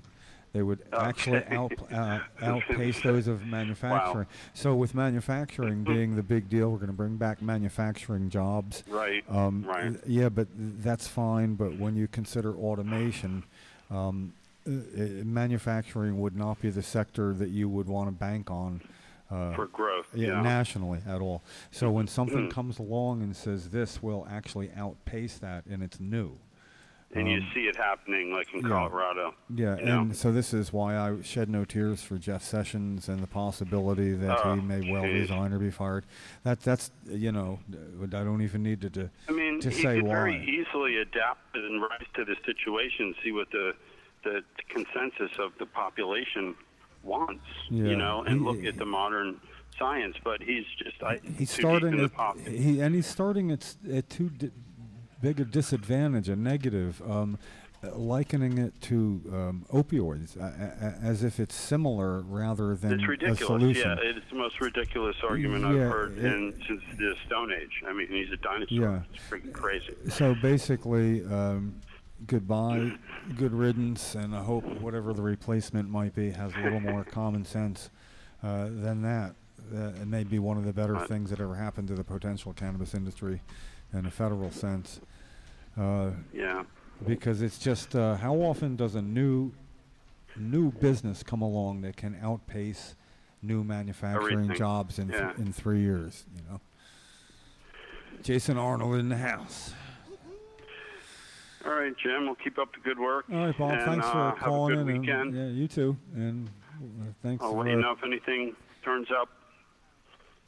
Well, yeah, and you know, I guess if you posted some variation of that on the Friends of the Coalition of Medical Marijuana Facebook page, you know, you are our best source for information at the health department now. So well, thank you so much. sort of your de facto function. You know, we'll give you a South Jersey division. Yeah, we'll come up with some sort of appropriate title because it is actually a valuable service, and that you get results with them is, and like I say, that you're on point when you talk with them, and that you know as much about the petition process as anybody, having filled out and filed 3 separate ones yourself. So you're sit atop of that hill all by yourself. So I guess that's probably it. When somebody who had 3 petitions filed calls, they got to give you 3 times the respect they might give anybody else. Yeah, I'm just looking to push the ball down the road, just like you know. But well, we all have can. our functions and specialties, and that would be you. So appreciate your call in, Bob, Jim. and we'll be talking to you later on. All right, take care. All right, bye. Bye-bye. Jason Arnold in the house. Sure, happy to be in the house. How everybody feeling? You know, not too bad. It was supposed to, it forecast to be a really hot, crappy day, and it kind of is. But now with this breeze, I'm going to probably have to, I got some weight that I'm going to put there. Y'all in a great location with this breeze right here. Yeah, this is like really good. I'm working right on the other side of this building in the direct sun by the fountain, and it's terrible. I don't know. Yeah, what's going on over there? It's a concert. The city puts on a concert every Thursday. Is this the one that was going to go on and didn't go on last week or something? Well, no, it did happen last week, but the week before that it didn't happen. Oh, okay. So yeah, the city provided the sound crew with a tent, but we gave it to the guys performing. They about 85 years old, so they could use it a lot. Yeah, more. you know, they're elderly. Yeah. Also, what they say when it's supposed to be hot like that. Yeah. Man, what an all-star bunch here today. We got Chris. We got loud phones going off. Sorry about Alarms. that. That could be the alarm that we haven't said the word cannabis in 5 minutes, and it goes off if it doesn't register by then. Then we got Chris over there at the Stephen Cuspowicz demarcation line. He's medicating, or not? Or not. Or not. We don't know. Maybe. Well, there are two legal patients over there, and you know, that's where we figure the state police, we've kind of compromised. They don't have to go all the way across the street and stand in front of buildings. It's more sitting on the lawn out there. Right. Did I tell you, Ricardo, how that turned out to be the place? Stephen Cuspowicz, you know, let's get to the root of it here. And he lights up a joint, and the state police come right out. And he explains, well, they can smoke cigarettes here. And I heard the guy say, well, you know, you tell us, and we'll make them stop smoking cigarettes there when somebody is. And Stephen said, I'm no rat. I'm not going to rat on anybody, you know. So the officer said, well, you'll have to go, I believe he said, across the street or out to the street. And so he walked with Stephen, who still had his joint lit. And he walked out, and there's a little crack, fissure in the sidewalk. You can even see it from here. And he said he remembered they walked right past there, and then the state police, the trooper, turned around and walked back in, and Stephen stood there and finished it. That's the spot. So then he figured, okay, if this is the example, then he that's why I call his demarcation line. It's like the Cuspowicz line. It's a border. It's the Cuspowicz line. It's about 50 feet, 100 feet from the door. Well, yeah, but so it's nice, it's and it's a nice setting for patients who can can sit down on the ground. It's grass. It's comfortable. That's all part of progress, though, honestly. Yeah. Because, I mean, 2 years ago, that wouldn't have been allowed. We don't see it. But even 2 years ago, it was huddled alongside a stoop over here, and we were in front of the State House, and that was always nice. It was just a walk across the street, and it's a desensitizing thing when you see it on such a regular basis. It becomes like normal, right? Yeah. And there's no complaints by people walking by. They're obviously medicating. Nobody says boo, so that's good. And it's good. We got Jason, got Rick. We got people here today that have been around for a while and got stuff going on and belong on a cannabis podcast. So, Rick, what's going on? Rick has with something Saturday, a big event Saturday, right? And Weehawken, is that Saturday or next week? That's the 22nd, right? Oh yeah, I won't be there for that. I was invited. It's the you think everybody Latin that says Spanish cannabis is going to be there, Lefty? It's a cannabis. It's in Spanish. It's called Latin cannabis. That's what they called it. And they're a great organization. They're bringing in more Latinos into the movement, which is great. I've been able to meet quite a few over the time that I've been involved. Most of them are in North Jersey. We've got some people also in Camden area that are also getting involved. Well, speaking of the Camden area, that's what I was referring to with what's going on. I see Chris over there, and I think of you two as somehow the Camden duo. And what I would like to hear though is like punch. Sort of like a Trenton counterpart here. So we have a Trenton Camden interest sitting at the table with Jenny and Jax, and it's just sort of like, holy crap, what a good day to be having a podcast here. Real quick though, what's going on in Camden? So next month they announced the ad hoc committee. It's going to be a resolution where we will assemble a committee that will look into the pros and cons of decriminalization of cannabis in the city. In the city of Camden. Yeah, and they actually want to take a nice page out of what Philadelphia did. And who's taking the lead on the city council? So city council is a good friend of mine, Angel Fuentes, great progressive, especially being that the city council that he's involved in is very, they're Democrats but very conservative Democrats, very Christian, drugs are bad kind of like mentality. It's interesting to me for Camden as well as Trenton, but for two different reasons.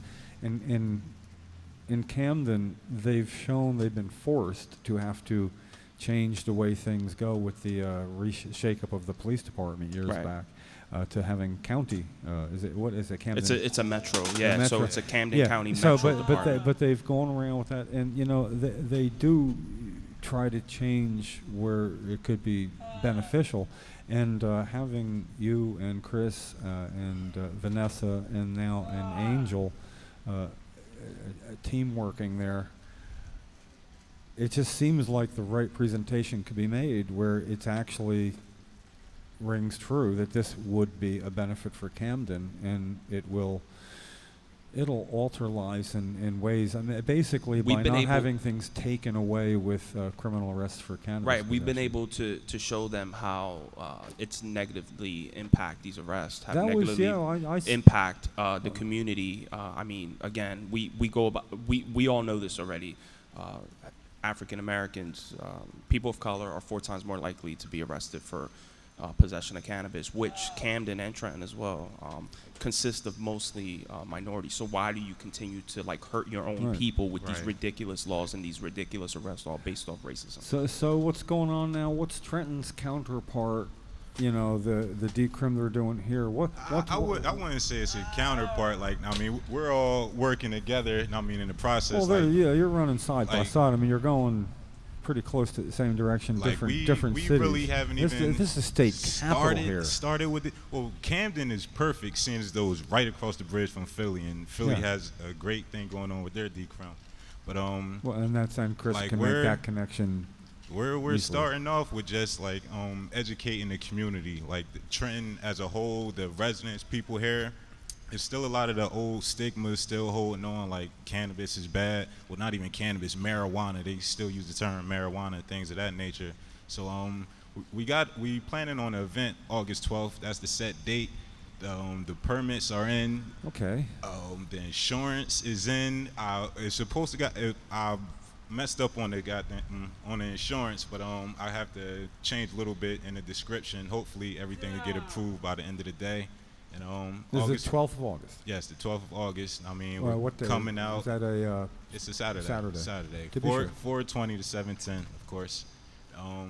Mainly, we just want to enlighten the public. I mean, the community. We want to get everybody out, as many speakers as we can, different backgrounds. I mean, everything, enlighten the people about the benefits of legalizing, decriminalizing, the spiritual aspects, medical aspects, industrial aspects, all of it. We just want to flood them.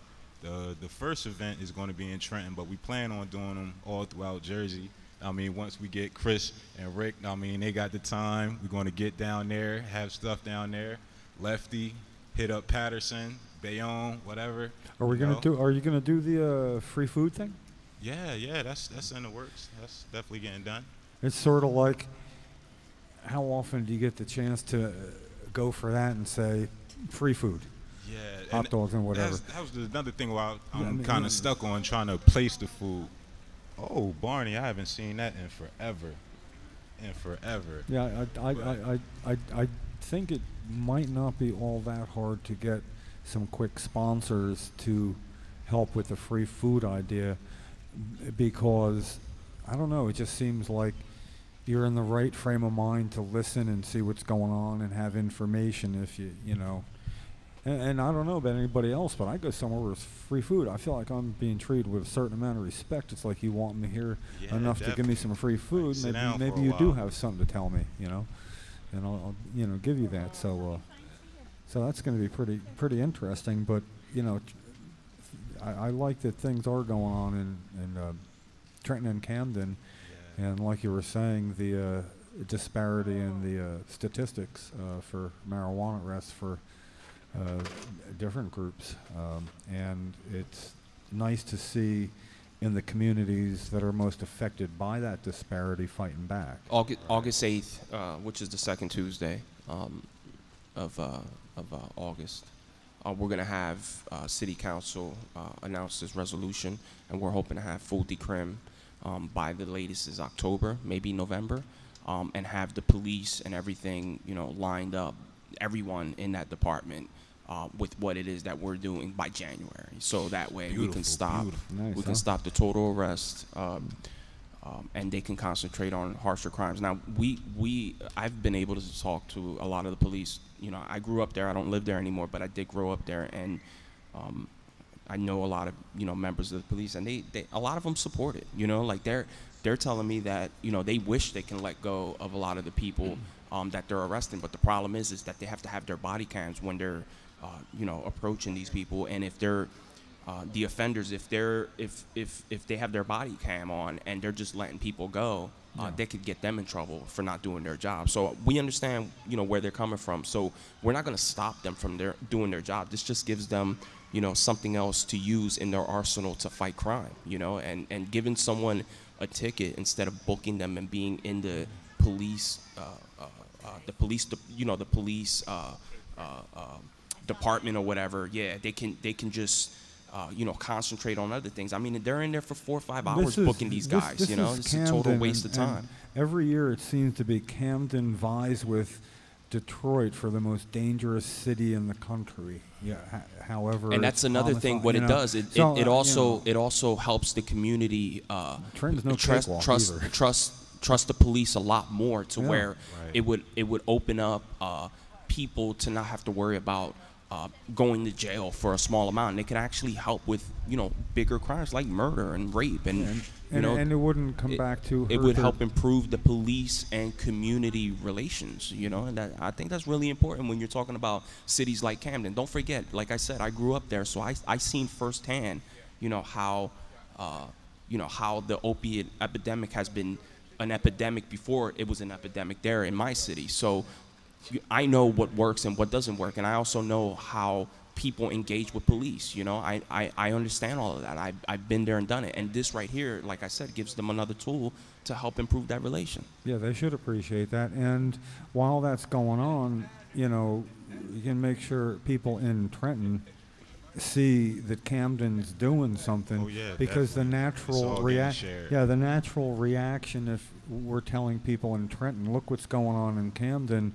it's in the back of the heads. Why isn't it going on here? And yeah. Well, we got people in Patterson. We have people in Elizabeth, and we have people in Jersey City that are also moving forward to try to do this. Well, then they'll be watching carefully what's and they're going watching on what in we're Camden. doing, and they're talking about it. And it's just city council. There's not even activists doing it. It's their city council actually talking about this right now because they're watching what it is that's going on in Camden, and they understand that, yeah, you know, there is a big disparity, and it's affecting their community, and it's affecting their constituents. Well, so far the media portrayal is very accurate.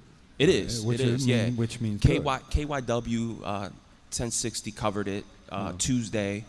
Action News wants to cover it, and there's a couple other news media that are looking to really get, you know, and I'm inviting them. I'm not even giving them any quotes anymore. I want them, if they want a quote that bad, to come out to city council and cover it. That's the way to do it. You can't give them what they want right then and there. They want something juicy, come see us. Yeah. And then showing up. Yeah. They get their own story, but that also gives it additional credibility. Jan Heffler, shout out to her. She covered it beautifully. She was the first one to really put, a nice spotlight on this. And Chris Goldstein, of course, he's been covering this for a while, and he's also brought a lot of positive attention onto this. So, you know, we have a lot of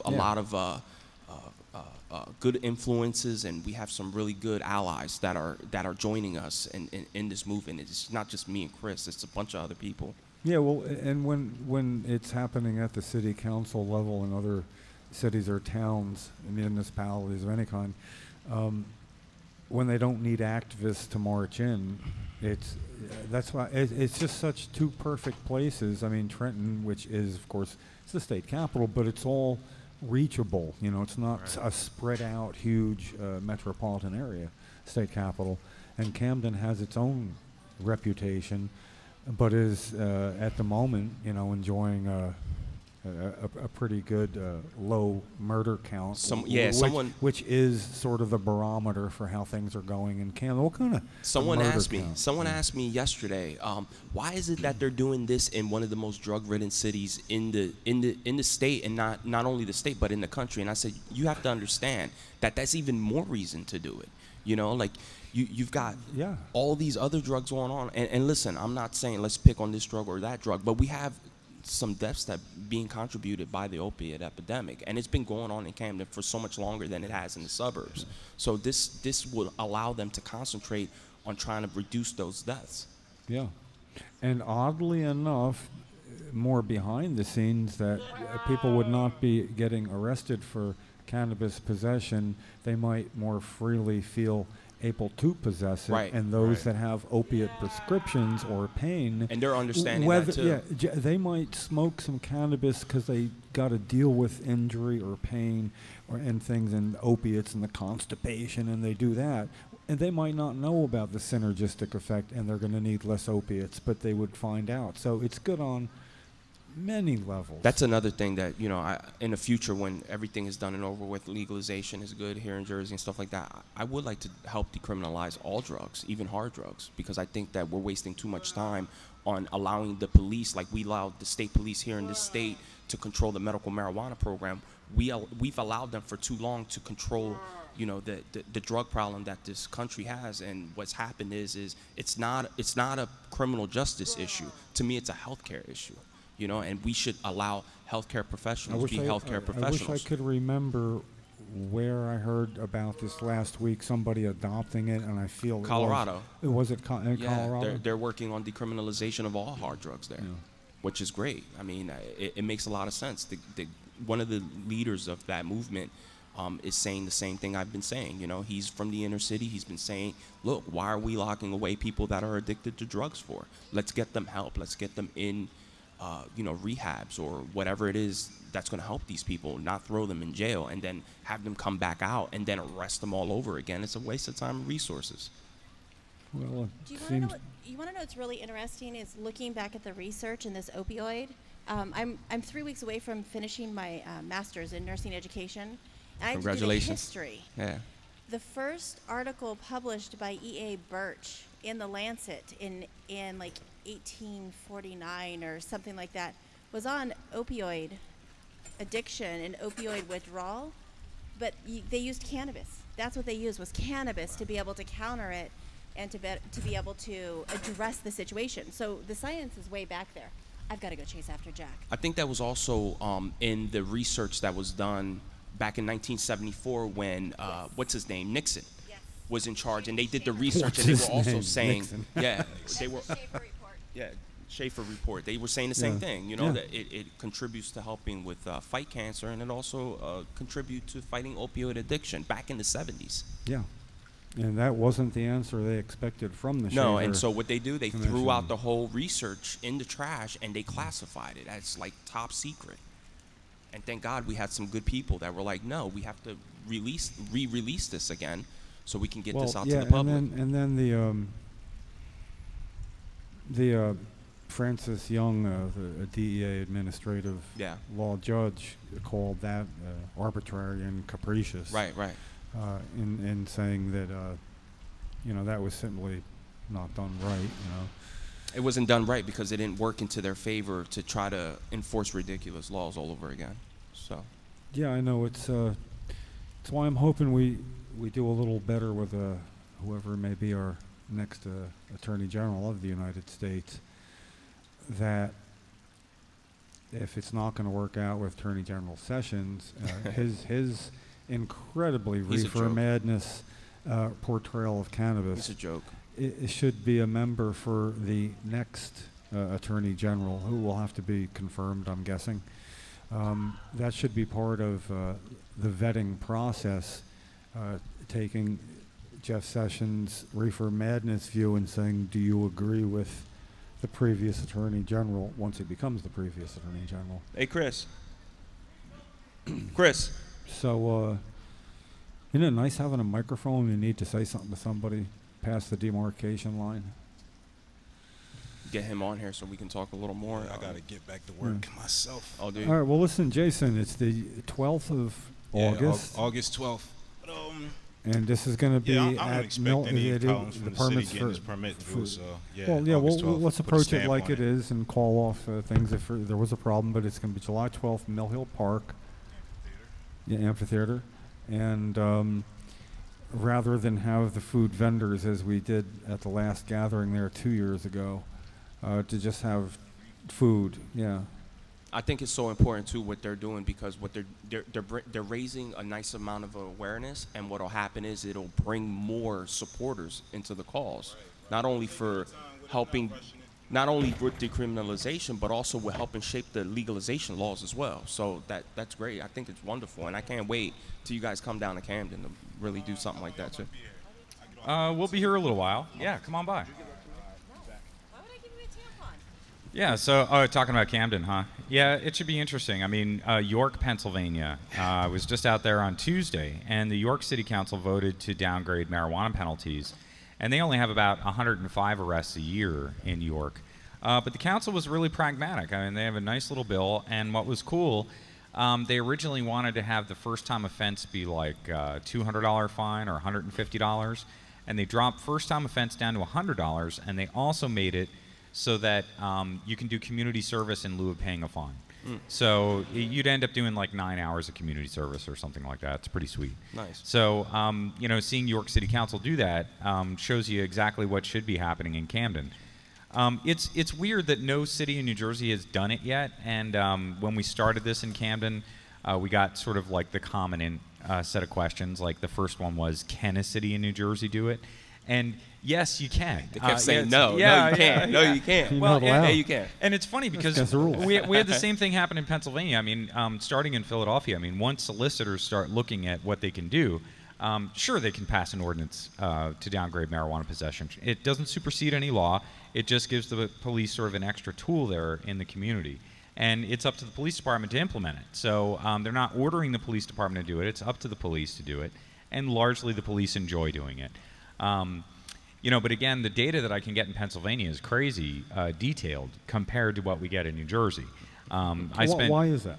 Okay, so Pennsylvania has one of now 3 current public databases for crime and arrest statistics, whereas every other state, including New Jersey, only puts out an annual report. Ooh. So, and that annual report is like the cliff notes of the data. Rather than having access to the full data to interpret yourself, they hide a lot of the data. So I can't tell you what the racial disparity is in marijuana arrests in New Jersey. And I've tried. I've spoken to the New Jersey State Police unit that actually oversees the uniform crime reporting system. Frequently, they know who I am at this point. And they're nice people, and they're doing their best. But there's this state and many others, the confounding thing is that unless they have a crime database like Pennsylvania, unless they make the investment into that transparency and that sunshine, it's very difficult. Because crime data is big. So in Pennsylvania, I can tell you, like the Cosmo DiNardo case, the guy in Ben Salem who killed the 4 young men out on the farm, you know, it's being attributed that he lured them there because he was a marijuana dealer. And he may have committed other murders in the course of being a serial killer, essentially marijuana dealer. And that makes a couple of things really apparent. He was in Bucks County, which has been, and also he was in Ben Salem. So I just ran this data today, and I put it out on Twitter. Bucks County had about 1,000 marijuana arrests last year. Ben Salem accounted for half. It was like over 400 of the arrests. It was like the most arrested town for drugs in all of Bucks County. But although they had 400 arrests for marijuana possession, they only had 50 arrests for marijuana dealing. There were only 83 arrests for sales and manufacture of marijuana in Bucks County all of last year. So Cosmo DiNardo, this guy who's like dealing marijuana, he had nothing to fear for arrest, but his customers were out there running a gauntlet of police every day. The other thing about Cosmo's case is that several of the victims were under the age of 21. And this is where we have to start seriously having the conversation about legalizing marijuana and what that means. It's ridiculous. You get carded. Well, it's ridiculous to have it be for 21 and up and not 18 and up. When I look at arrest statistics, Jim. Yeah, what is in that 18 to 21 year? 18 to 20, you know, out of 18,000 arrests in Pennsylvania last year, 18 to 20-year-olds made up 5,000 of those arrests. Out of how many? 18,000. Whoa. So it's a chunk. Yeah, it's a huge chunk. Yeah. And also too in Cosmo DiNardo's case, like if we legalized marijuana in Pennsylvania tomorrow, the 19 and 20-year-old victims would still be going to dealers like Cosmo DiNardo because they wouldn't be able to go to a legal marijuana store. Yeah. And Cosmo didn't card. And Cosmo never carded. And he sold guns. Right. That was his other deal. So we have to have the conversation as advocates and realize that we're never going to get rid of the illicit market if we leave 18 to 20-year-olds out of legalization. They're going to keep a market enough going for them that it's going to keep the whole illicit market alive. What's the age in Colorado, Jenny? It's 21. Age is 21. Yeah. It's not. No, it's 21. And we have the same issue, but the difference is usually if there's a medical need, the kid just goes and gets, as an adult, as 18, they go and get a medical card, and then they access it that way legally. Yeah. So there is an avenue for them, although it's not the recreational. Yeah. Well, and it's also pretty easy to score some weed underground in Colorado. I've heard that. It's so easy, but it's also easy to score a medical card for less than $100 as an 18-year-old. So it's much tax-wise, it makes more sense to do that, especially in the springs where we have no rec sales. Right. It's just easier for them to go to a medical doctor, go, oh, my back hurts, or I have menstrual pains for a man, and hey, they get a card. Right. Well, I mean, but still, here in New Jersey, we're probably not going to have that kind of a medical program. We're not going to have that kind of medical access. And you know what's weird about California? As they look to regulate marijuana in California for all adults, they're talking about getting rid of the registry cards for medical marijuana, which I think is going to be bizarre. I mean, right now they've got about 700,000 card-carrying medical marijuana patients across California. And the difference here is that the state is going to be regulating adult use sales, but the counties have been the ones issuing the medical marijuana cards. Since 1996, the way Prop 215 worked, it wasn't ever the state of California that was responsible, or the Department of Health of California that was responsible for the patient registries. It was the county's Department of Health. That's why I had some counties have registered patients and other counties for years registered none, like San Diego County. So is that that wasn't required. So I've had the card in California because his dad lives in California. Jack's had a California card. And all it is that the letter from the doctor, that's your card. Right.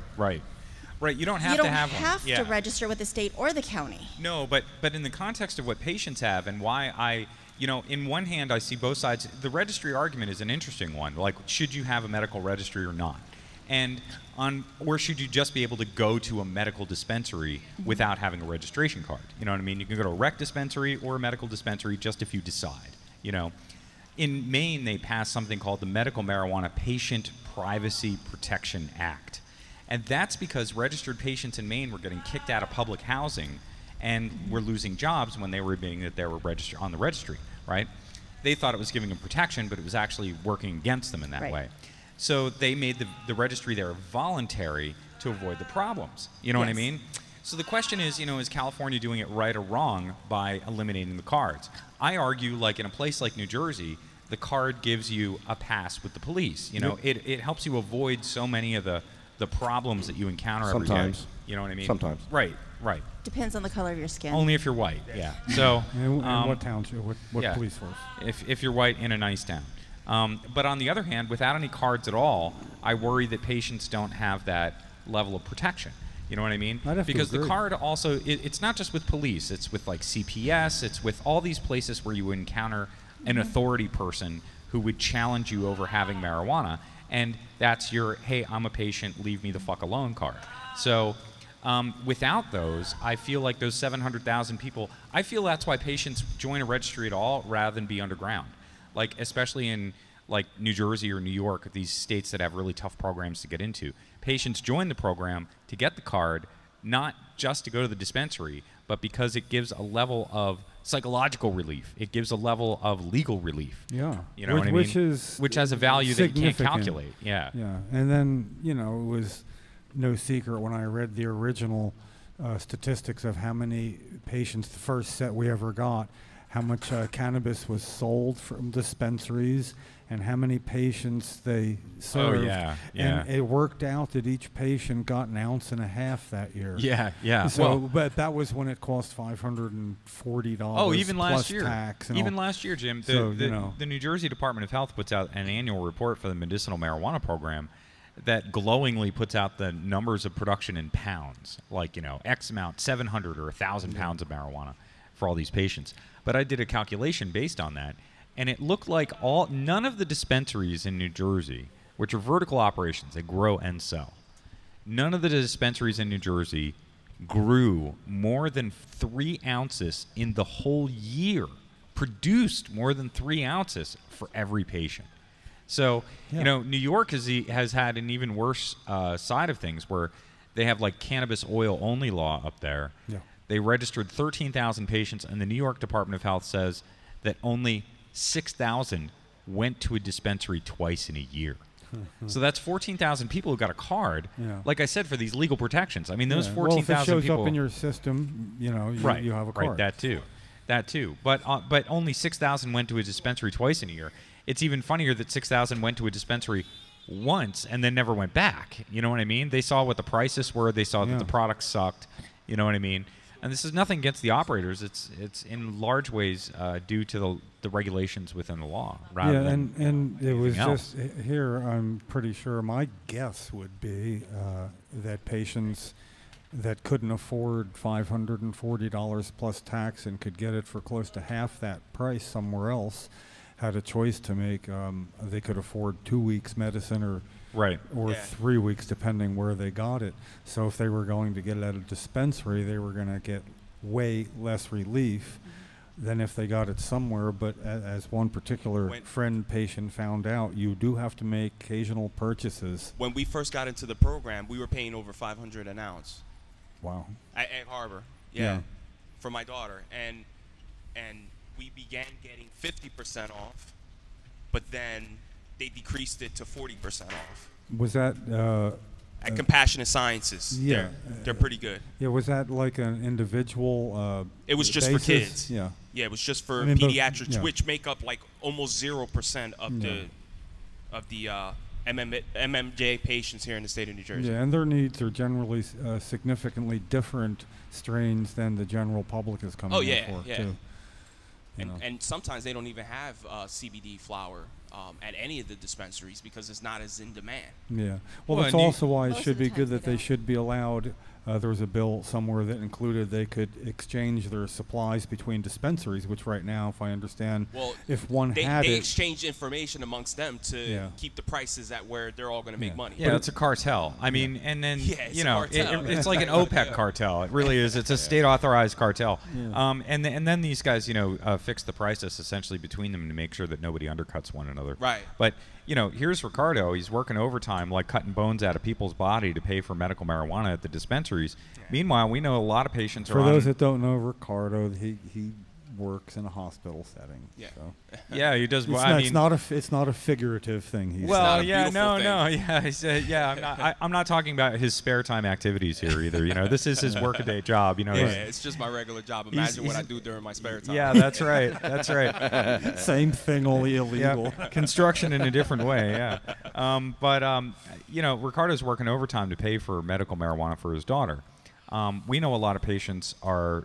Qualifying patients are living with chronic conditions, and oftentimes they're on SSDI, which is, Social Security Disability Insurance.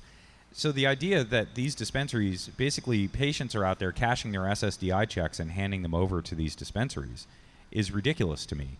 When every other aspect of being on SSDI tries to give you an advantage to your medical care. You can get on Medicare and Medicaid, you pay less for pharmaceuticals if you're on SSDI. You have all these advantages to help you with your medical care, but if you go to the medical marijuana program, they're going to charge you out the ass. Out the ass. I don't like that. No. I don't like the idea that, even if they're not going to take into account low income, even if they're not going to take into account some other things like that, they should take into account people who are literally on government disability assistance and have that discount available for them especially. Because, again, these are state-authorized cartels.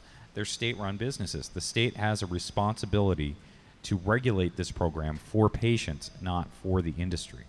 So, we really have to start, holding these things accountable instead of just like seal clapping and saying everything's going fine. So some people on assistance, SSDI, I think they might get $700 a month. So if they're paying $735 a month. If they're paying for an ounce, right now it's like $350, $400. Their whole check. Their whole check is gone. And they better make it last a month. And then another thing, and I don't want to give a sob story, but this is happening to other parents too. So, for example, like Chris was saying, I'm working overtime to be able to afford my daughter's medication, right? So, my daughter, she has a very debilitating condition that can take her at any given time. So those hours that I'm putting in order to afford that medication is being taken away from me being with my daughter that's severely ill in order to help treat her, which is bullshit. It's unfair. Yeah, it's trading time you have. And these people are making a shitload of money on sick people, like Jax and my daughter. It's sick. Where you could easily, you could have a lot better options. Yeah.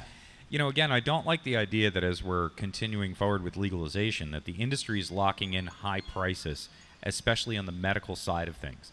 Like, they seem to think that it's okay to overcharge medical patients for a commodity that's going down in price on the recreational market. I mean, let's think about that. The raw stuff is essentially all the same. I mean, it's grown, it's processed, it's lab tested, There's no reason that the margins should be so much higher for profit just because you slap the word medical on it when it comes to marijuana. So, again, that's what's happening with these limited state programs like we have with New Jersey, Pennsylvania, Ohio, New York, Maryland, Delaware. They are locking in high prices for cartel-type systems, and we've got to get back to a free market for them. And another reason why the prices are still high in New Jersey is because there's only 11,000 patients in the program.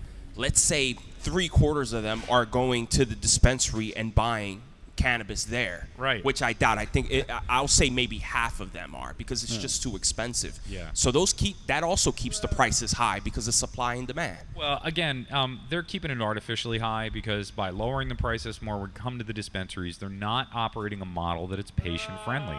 they make a heck of a lot more money by being business speculators and trying to hold on to these licenses and talking rich people out of investment capital than they do selling marijuana to patients. And they don't care. I think that's probably the biggest, saddest part about all this is that they simply don't care, you know? And that's what's apparent in the pricing at medical marijuana in New Jersey. They don't care. What's up, buddy?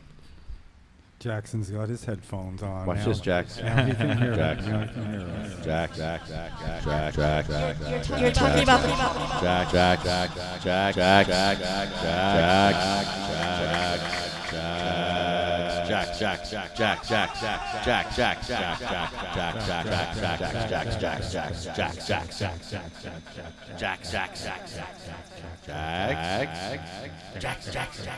Number nine. He's loving it. Do it, Jenny. You're a star, Jack. Jackson Storms. Jackson.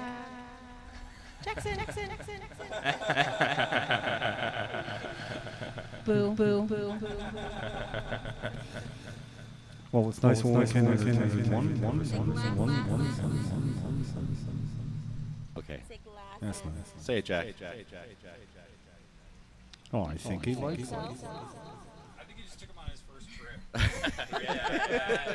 His first hallucinatory experience. Oh, I can promise you he's had them. I can tell you Mom learned. I made my mistakes.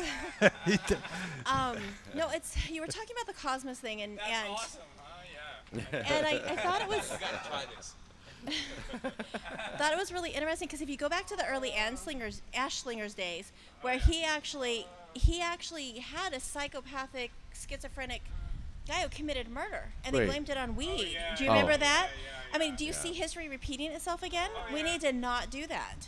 Yeah. I mean, Yeah. you're right. Jenny, you're absolutely right.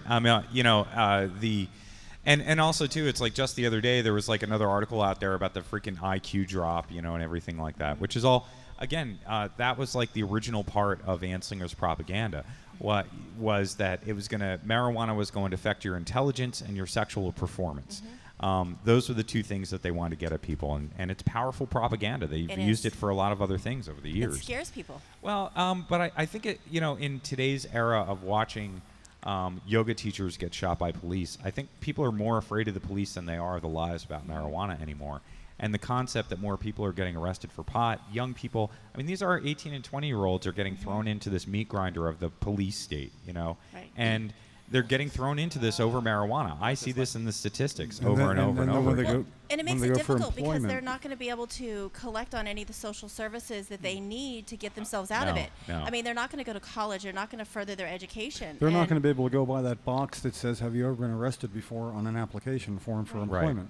And so many people in Colorado refused housing because of cannabis, ironically, because of that drug arrest. Do you know what's really weird about Colorado? And I thought there's a lot of things weird about Colorado. I'm just going to say that right now. There's a lot of weird things. Alphabetically. You know, again, I love some towns up there. You know, there's Alamosa is a favorite town of mine. You know, because I was in New Mexico, Southern Colorado. I really got to know the best. Trinidad's another town I really love. Oh yeah, that's a cute little town. Trinidad is a funny, cool place. But you would have thought that states like Colorado that legalized marijuana would have stopped testing people for THC on pretrial probation and parole. Yes. But it's only medical patients that have the exemption.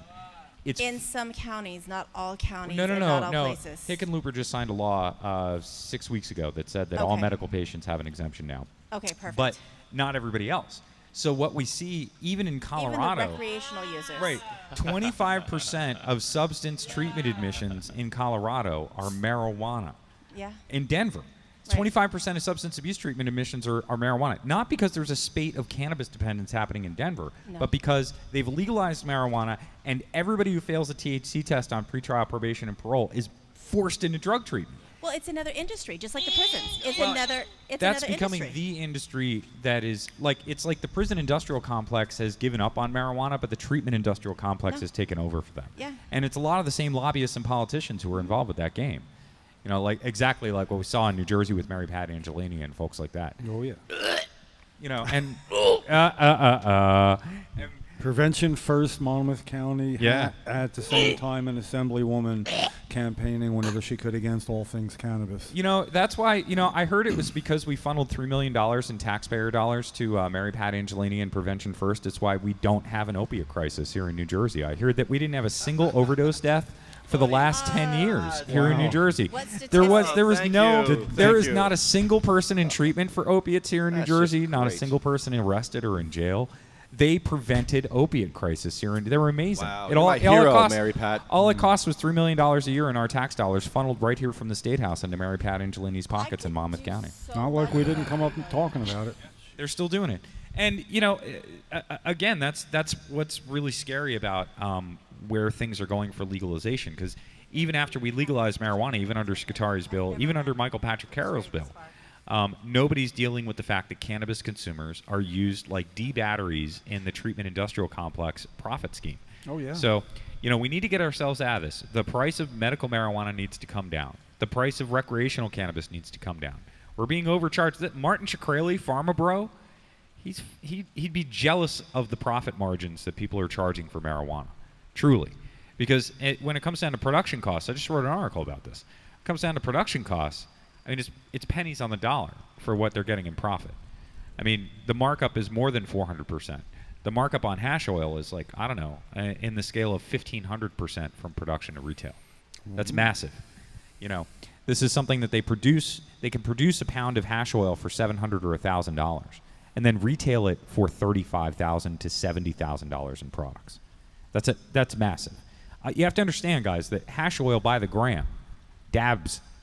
For all of you out there, hash oil by the gram that you buy for $45 to $75 a gram is outpacing the price of gold. Okay, today, gold should be our new monetary No, standard. Lefty, this is why this is bad. That's bad. Oh, shit. It's bad. Sorry. It's bad. My bad. Never mind. It's bad. Back Gold trades today for $42 a gram, $1,300 a troy ounce, $21,000 a pound. Okay? And it costs, if Lefty, Chris, and Jim had a gold extraction company, if we had the Lefty, Chris, Jim, Sativa Cross Gold Mining Company of Yukon, Alaska, we would expect to pay our stoner workers and for all of our equipment and to extract a $1,300 ounce of gold from the ground in the Yukon, our costs would be $1,000 per ounce. Ounce. So I wouldn't bother doing it then. Because people pay for gold, and it's a commodity. Right now, people pay for hash oil. It's a commodity. And these guys mine hash oil for $700 a pound, not $1,000 an ounce. And they sell it for twice the going rate of a gram of gold. This is why these assholes are locking in these high prices. Marijuana should be at the retail level about 20% more than production cost, which means for a pound of cannabis. Yeah, here's what I mentioned. The bottom line coming up here is, drumroll, you and I should be paying about $1,200 a pound for marijuana. Ooh, $75 an ounce. Less. It should, because right now they're begging you to buy a $99 ounce in Denver. Okay, please buy our $99 fucking ounces.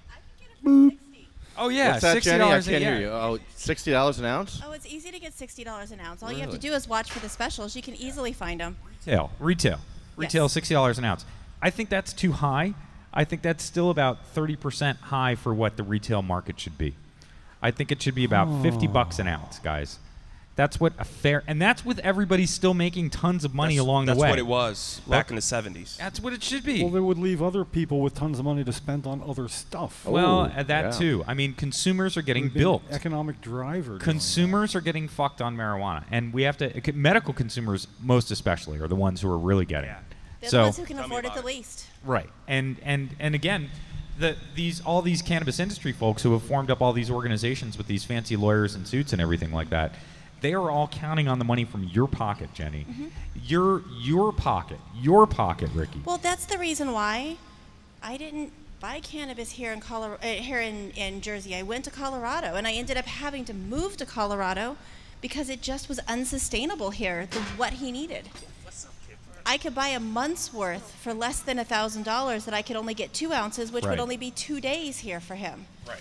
So yes, I am admitting that I went to Colorado. For the prices. Because I had to. But I also had to access it. Jack needed more than 2 ounces. Chris, it's okay. He's not going to light it up. And that would I just don't want to lose. That would be his max. I just don't want to lose my lighter. But he will spit on you. He's 18. He's going to steal a lighter. That's what I did when I was 18. Actually, he'd probably just give it to Lefty. Yeah, I'll steal it. Come here, Jack. Give me that lighter. I stole all my lighters when I was 18. Okay, I want you all to see Jack's shirt. We had to wear this today. When we first moved, we got Jolly this shirt. Smiles. And I told Sid, I said, you cannot send him to school in that shirt. She says, why not? And I'm like, it's cannabis. You can't send him. I'm already in enough trouble with the schools. Yeah. We looked it up. It's a dental firm, or dental office. And what does it say? So others it says Jolly Smiles. Jolly Smiles. That's Colorado for you, though. You know. It looks like it's a cannabis shirt. It's not. It's not a cannabis shirt. Not yet. It's a dentist shirt. Profilers. Everybody's just a default stoner in Colorado. You know what I mean? That's what they think. Well, the altitude's so high. It's like you're high all the time just from being a high altitude. You got a city, mile-high city. That's like a goal here to be. Well, I remember when we were talking, because I'm on the special advisory committee for the school district, and I remember when we were on the committee, this one lady comes in and she's like, what do you mean? We're going to have a policy that's going to allow cannabis on school grounds, and we're going to allow this. This is before Jack's law, not this Jack's, the other Jack, was passed. And she actually said that us parents, she didn't realize who I was or that I had a can of kid, us parents were going to come in and we were going to give to the students walking down the hall buds and cannabis. Oh, man. There should be a day like that at school. That'd be awesome. You know? No truancy. Yeah, instead of Columbus Day, we should definitely have Cannabis Day. Between that and the teachers, more students than students enrolled. I was a student these days. But it was funny because I was talking about it and educating the lady and says, it could be a patch. They could just have a patch. She goes, oh my God, a kid is going to come and they're going to rip that patch off of him and they're going to run down the hall. And I'm like, or they might get someone's birth control. Right. Oh, okay. Be careful. Yeah, and full time. I gotcha. And that's the funny thing about like where schools are on all this. They do have to deal with pediatric patients, but more, I'm tired of seeing teachers get busted and losing their jobs over being cannabis consumers too. I mean, these are good, hardworking teachers in our community, college professors, things like that, and I think that, you see teachers like, they get a keg of beer, they have a teacher party somewhere off campus every once in a while. Teachers, first responders, everybody in our community, adults in our community should have the opportunity under legalization to be cannabis consumers. And there's a good active debate over allowing police and other first responders to be medical marijuana patients, especially those who are dealing with PTSD. Look, we give marijuana to soldiers for PTSD. There's no reason that first responders should not have access to the same kind of treatment. Yeah, I mean, you would think first responders certainly have an incredibly high prevalence of PTSD. Somebody at my job just got, he's going through PTSD because of all the stuff we see, and he just got temporary mental disability because he's just seen too much, like over the 30-something years that he's been in the operating room. And he would love to be a cannabis patient, but unfortunately, he would put himself at risk. Yep. So he's pumping himself with all these psycho drugs. Great. Yeah. That's just what I want for my, medical professionals. Yeah. I want them on behavior-altering psychotropic drugs. Yeah, that's what everybody else was saying too. That's the thing about marijuana. I mean, they talk about it being, it is profoundly benign when it comes to other medications that are given for PTSD and other psychotrauma. So it's not even comparable in other ways. It really is apples to oranges when it comes to this stuff. Based on side effects, it should be a first effort, not a last. Well, that's what the Israeli Defense Force has said for the last 17 years or something like that. So IDF is the only army on the planet that uses marijuana as the first line of defense medication for PTSD. And they're badass. Well, yeah. I mean, realist. It's when the whole country's the army, you have to deal with things a little bit differently too. So, and we hope that that'll never be true here in the United States. But when we think about where PTSD really comes into play in our community, we can't leave out first responders. And again, I feel like if we make a campaign to legalize marijuana for the police, it'll be like really be over quick. You know what I mean? We'll have full legalization for everybody once police are assured that they have free marijuana, like they have free donuts and stuff like that. Like if part of the law, free right, you're right. That was you're Chris. Right. That wasn't Jim or Lefty. Yeah. Yeah, so you just look up the 911 call for the Dearborn Police Department for the officer that stole the brownies stole the marijuana out of the locker, made the brownies with his wife at home. Oh, those cops that busted time's going really slow. Yeah. I think I'm dead. Yeah, I think I'm dying. No, I'm dying. I'm really dying. And the 911 operator was great. She was so freaking savvy. She's like, because she looked up the address. She's like, this shows that officer so-and-so lives there. Is that true? He's like, yes. She's like, are there any firearms in the house? He's like, didn't you already ask that question? It's like all of a sudden you get smart, but you were just dying a minute ago. I mean, 4 ounces of marijuana, 1 set of brownies. Use less, folks. Yeah. Ricky, thank you. Here, I'm going to say bye to you guys. Ricardo Rivera. Hey, thank you, guys. We'll have some good news hopefully next month. We'll be able to let you know how the ad hoc committee resolution went, and that should be announced August 8th. So thanks again. Excellent. Everybody, peace. Well, thanks to Ricardo Rivera and Chris Goldstein for coming on. Chris Goldstein, Ricardo Rivera. You guys rock. They are getting cannabis decriminalized in Camden, in Trenton, in Patterson, in Bayonne, all over Jersey. Let's do this. Yeah, Chris we got some experience doing this in Philadelphia, for Philadelphia. Chris got stats. Yeah. He's like the stat king. He just spits out numbers. Yeah, well, it's great. We saw the playback of that meeting, and it was used as an example of how to get things done and how to be prepared. Yeah. They were incredibly prepared. He's like our data. Yeah. Well, of course, apparently, though, he says it's easier to get data in Pennsylvania. So, you know. Yeah. He might be getting credit for a statutory thing, that he deserves no credit in at all. Yeah, yeah. Or did he? Has something to do with that. He probably did. Of course he did. Yeah. Chris does everything. And to those, he has a column in the Philadelphia Inquirer, which is like the 12th largest paper in the country or something. Yeah. See, I just throw figures out like that because, I watch national news, and that's how it's done. You just throw figures out. I get to do that too now. I'm trying to act presidential. We had a query with my better half being a teacher. And what if a student got caught lying and said, I was just trying to be presidential? I mean, if a 4th grade student was just trying to be presidential, that's all he might know about presidents, what's current. And it might seem like the normal thing. And I think it's become even apparent to somebody in 4th grade there's a certain amount of regularity and non-truth. I wish I could just make stuff up and it would be true. I mean, even in my world, even if it wasn't, where you could say, no, it wasn't. No, okay, sorry. Go ahead. Go about your business, Mr. Miller. But it doesn't work that way. Jenny, I'm trying to get Pat Davinsky on the phone here. She's in a meeting. Who's Pat? Pat Davinsky is Dr. Davinsky's sister. And I don't know who that is. I'm a friend on Facebook, and he's running the clinic that Jack wants to get into, that program. It sounds like it looks like he's going to be able to get into the one in Miami. It just means I can't visit you folks up here in Jersey. No, we want him here in Jersey. Well, what time of year is it in Miami when this What will time happen? of year is it? What will it happen? Probably it's gonna, I don't know. I don't know when we can get in, but once we get in, it's going to be nonstop. It'll probably go through the winter, which will be nice. Yeah, then you get people to visit you. There we go. Yeah, come down and see us. Yeah, I'll come down. I want to go to Disney. Who wants to go to Disney? I do. Wow, that's a big place now, I understand. So, I want to go to Disney when we're down there. He's falling. Nope. Sorry. Oh.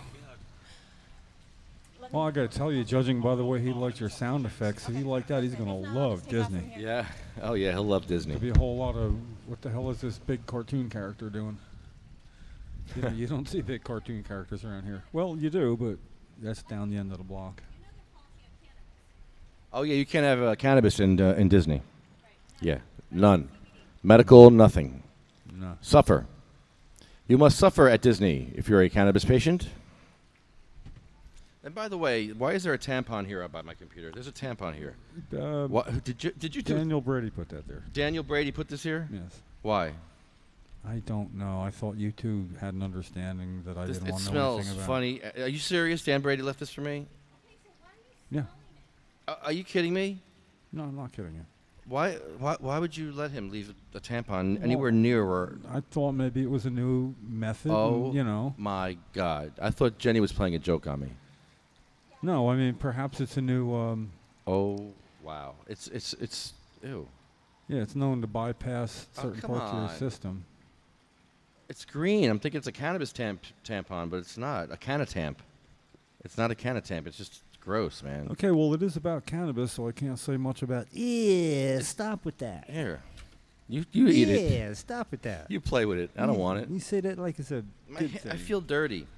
My hands smell now. Oh, you have so many other reasons to feel that way. Just board a different bus, you're going to the same stop. Doesn't matter. All right. Well, I'm gonna give Pat a call. I'm gonna give it a shot. When did she call me last year? It's not like he's going to get in touch with people in Miami and say, watch out, because Jenny comes with this guy Lefty who just calls you no matter what. I'm going to give her a shot. What do I got to lose at this point? You don't have anything to lose. Nothing. We're going to help Jenny. We're going to help Jax. Well, that's... Yeah, they think I'm nuts too, so don't worry about it. Yeah, that's what I'm saying, you know. And they talk. They're going to warn Miami. It'd be just like Senator Cruz Perez warning other senators. Once you start calling, you don't stop. Or Angela McKnight. Or Angela, fuck out of my face, McKnight. That's her name. That's what I was told by her office. Fuck out of my face. Yeah. Very rude. Rudest office. They treated us the worst out of anyone. Out of anyone. You have reached. Angela McKnight's office has no access for handicapped people, and it's a government office that we pay for as taxpayers. Assemblywoman. Yeah, she has no way to get in her office if you're in a wheelchair. She's on the Health and Senior Services Committee in the Assembly. I mean, on that committee, and yet has no, and it's only really a 6-inch access deal for people in a scooter, perhaps. But why isn't the state fixing that? Why is the ADA well, they're not all requiring? they're grandfathered into certain old areas, perhaps, so they has it designated as a. So if it's a historic something, yeah. something like that, in Bayonne, then the disabled don't get to go see those places. No, you can, as they suggested, call an ambulance. And they could help you get over the 6-inch impediment. That's a good use of our money. They seriously. Well, that's also was Assemblywoman McKnight. Lift your microphone. Oh, well, that'll be our special microphone for special guests. Now it's mine. Which color? Anyway. It's not an ice cream, Jack. But yeah, she called an ambulance thinking the ambulance would help her. And then we're like, who's going to pay for the ambulance? And Angela McKnight says, I don't know. I'm not paying. Really? You're not paying? So basically they said you do have the right, but you just may have to foot the bill for an ambulance, which is going to be like $150 or something. Yeah, you want to see your assemblywoman? Got to get some money up. And this is all on YouTube. It's up. I've seen it. It's public. It's shocking the way they're treating us. I mean, the system sucks, and you can see why this system sucks. One politician at a time. She's supposed to be on our side, this woman. She's a fake, phony fraud. And who is her competition in the... Mike Alonzo. So the person running for her seat, well, one of the 2 assembly seats, is a Republican. But he's a patient. Who is a medical marijuana patient. Yeah, we were practicing debating while he rolled the blunts. He's going to roll blunts during the debate, just so you know. I'm not kidding. You're allowed to brandish. There's nothing in the law that says you can't brandish it. Does it smell? Oh, I hope so.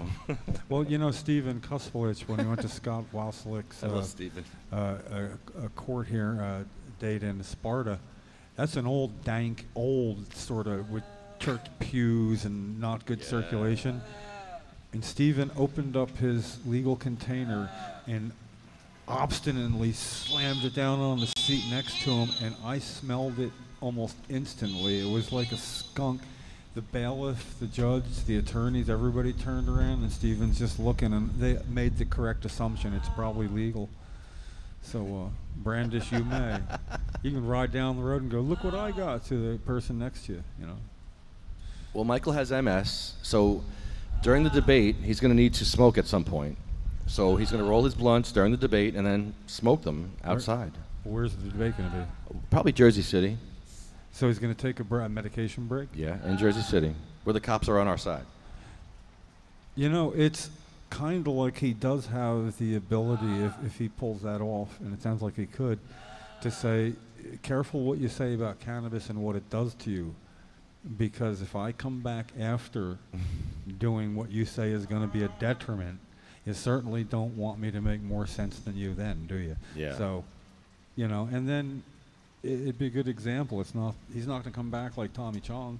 Jimmy has an easy road. Angela McKnight just laid out the road for him right there. She's uncompassionate.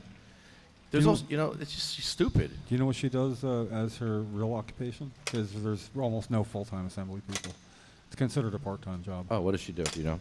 I don't know. I don't either. Not much. Well, I've been hearing about Oppo research on the evening news. I think you're supposed to go to Russia and get somebody to get dirt on her. Oh, no. The Don't Russians go there. know everything. Yeah. They do. It's scary. Oh, by the way, they're closing a park in Bayonne, named after the first African-American doctor in Bayonne. And they're closing this park. They're going to cut down all the trees. What's the name of the park? David Morris Park in Bayonne on Broadway. And me and Mike Alonso are trying to save this park because he's the first NAACP founder in Bayonne also. So they're closing it to save money, I assume? They're building a huge structure right next door to the park. And they made some deal that this is going to be part of their open space. So it's part of this structure now. They're going to make it part of this huge structure that they're building now when they tore down Resnick's. Resnick's was there for like 100 years, and they tore it down. Now there's a huge complex they're building. So it's all about money. And Angela McKnight is a no-show. She's not even helping this person of color whose park is being destroyed. I don't get that at all. But whatever. She's too busy for us. I guess she's down here doing something. Who knows? I have a question for you. Since I've left the state, how has the Narcan availability helped or hindered the opioid epidemic that we don't have in this state? Yeah.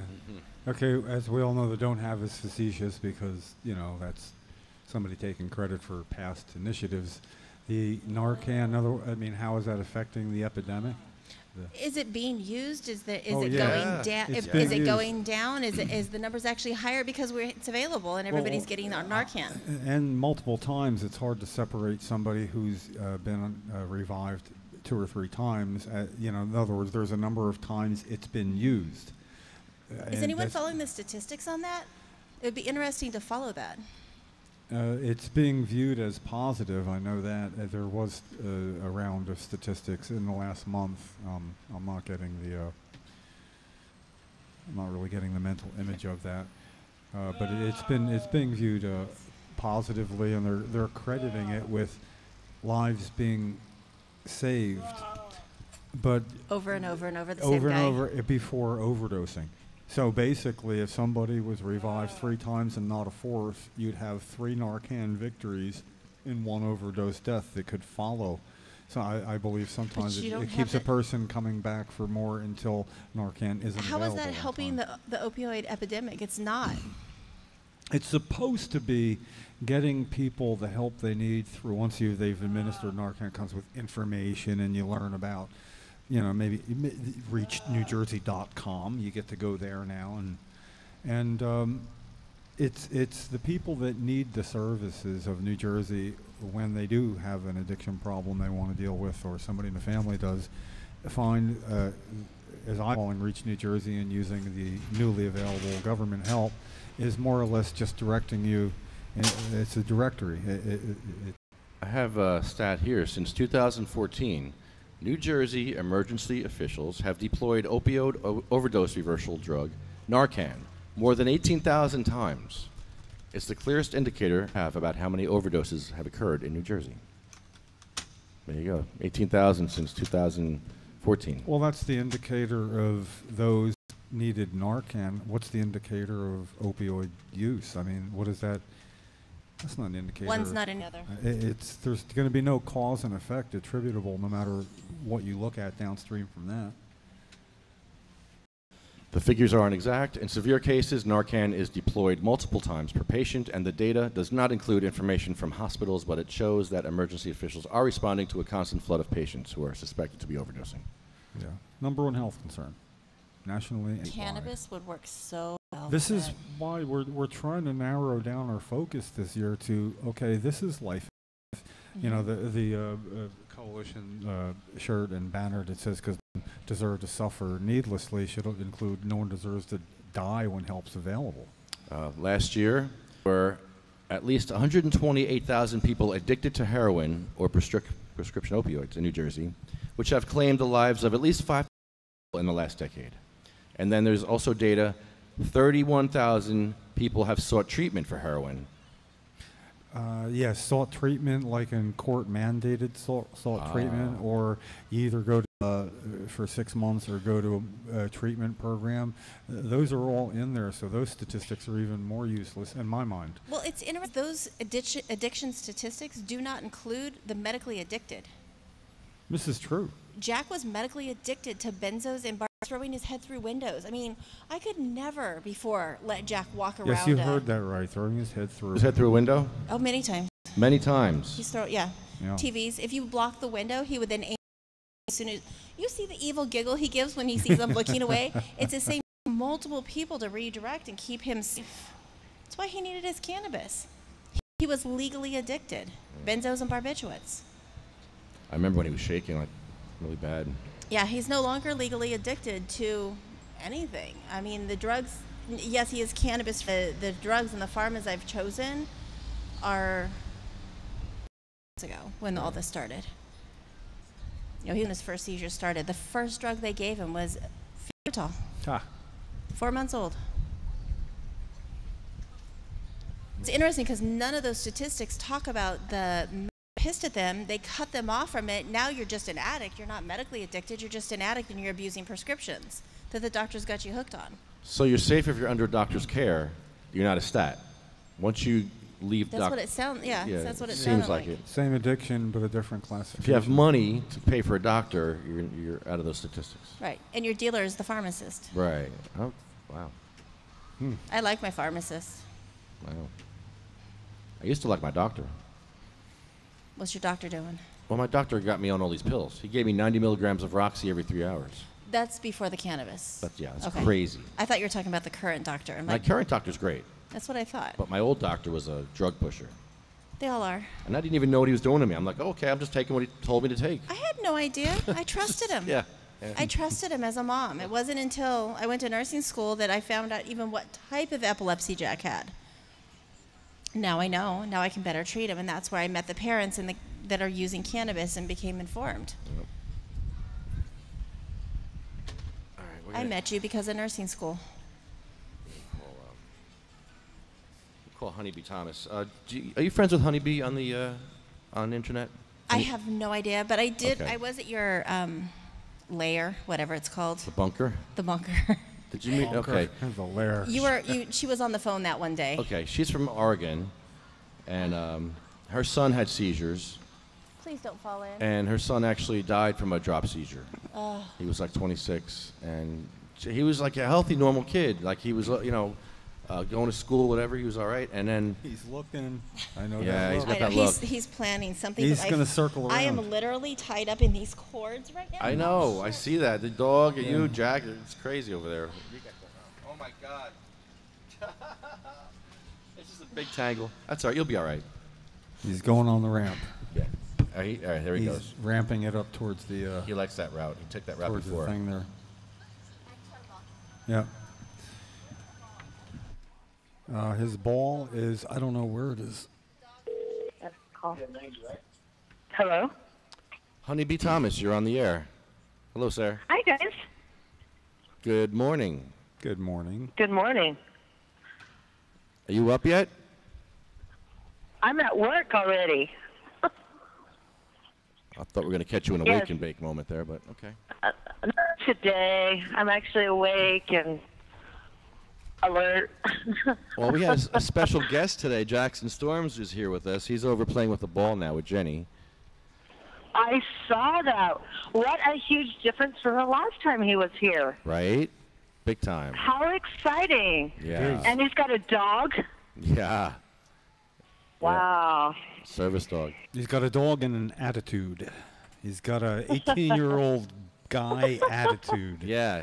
Very refreshing in his case. I do what I want, he says. Yeah.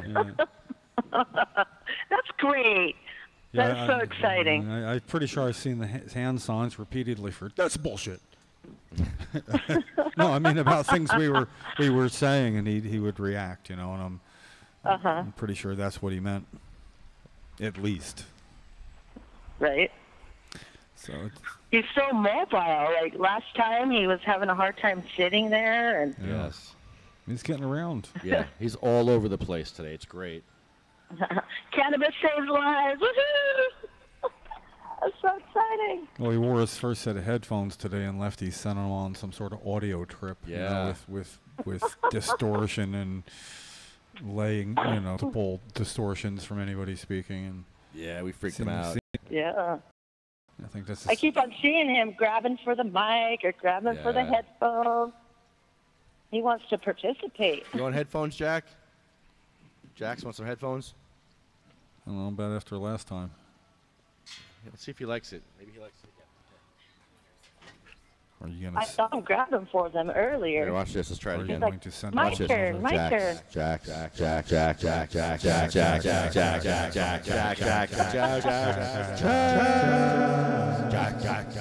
We like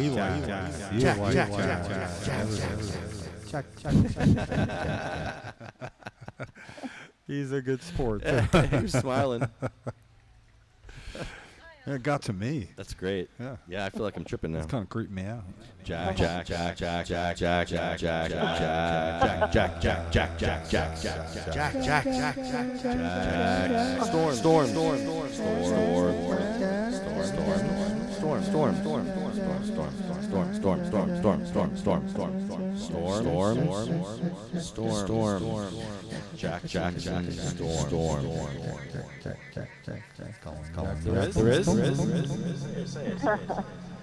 great. I wish I could hear the audio on your side. The Cars 3 Disney character is Jackson Storm. You're kidding. What? Yes. So we all have to get a Disney shirt that says Jackson Storm and add an E on it. Wait a minute. Say that again? They stole his name. What year did they do that movie? This year. It just came out. Oh, come on. Cars 3. Really? That's a tribute. That's a tribute Just to him. came out. I know. It's a badass as to what it is. I love it. I think that's great. I think you should get paid for that, though. You should get paid for that. Well, Jax. I missed that.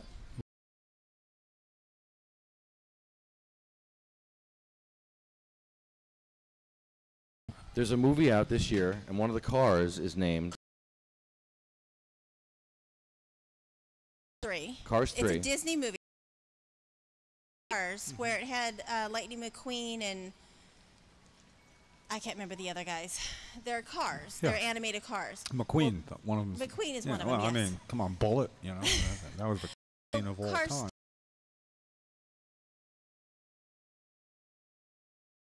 is out this summer. It's a Disney film.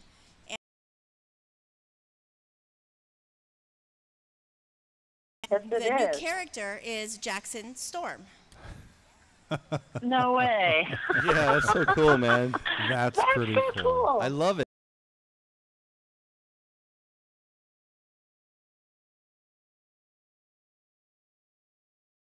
He is, man. See?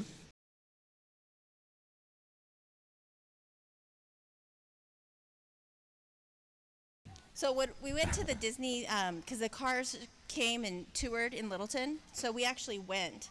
And we went to the door, we told the guys that were working at Disney, we're like, yeah, his name is Jackson Storm.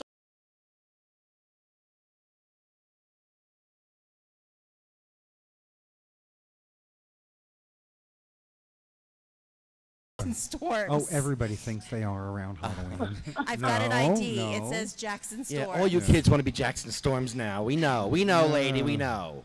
No, my son. His name is Jackson Storms. Welcome to Disney World. Look at him go. I like that look, though, that over the shoulder, that look, Are you following, Mom? When have you ever seen me give him this much distance? No, this is rare. It's, he's determined. He's going up that ramp. Oh, by the way, the sticker is on the front up there. Yeah.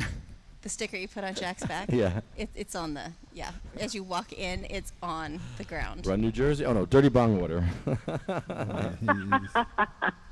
He's checking it out now. He's made it to the top. He probably just want to roll the ball down the ramp. Or not. Did they get a bracelet, Lefty? Did you give them a bracelet? Where are the bracelets, Jim? Did you unload the bracelets? Yeah. I'll get one. Let me get some bracelets. Hold on. I'm going to give them a free one. I hope you don't mind. Yes. No. There's a few people that get free ones. So he's just off to get. I'd be your legs for this, man. I'm not faster than too many people, but I think I can outpace you. He is just running. Look at him. Well, it says he's running. His shirt says he's running. It says, "Oh, I'm looking at Lefty. Don't shoot. I'm running away, going that way." And Jackson let me go. I'm running away this way. Yeah. Yeah, he's getting around. He's Jackson. Look at him clear over there. Yep, and he had a good time by the water in the fountain. It was, the free reign must be nice for him too, because he doesn't have his mom having to be right there with him all the time. So it gives him some exploratory capabilities.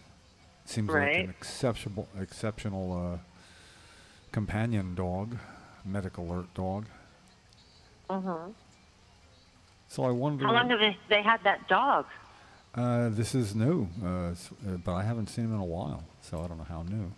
Yeah. And Jenny and Jackson were here originally to be in a trial for an experimental drug, and looks like it won't work out here. The next trial after this is in Miami, probably over the winter, so they'll do that. But to be in the trial, Jackson had to stop using cannabis, and it seems that the help cannabis provided getting here for him, it didn't diminish. It has, Jenny said, she's seen signs of I don't want to say regression, but not doing as good as before. But to me, it's pretty amazing that after this time, it could get him over life-saving humps that he needed to get to just to survive.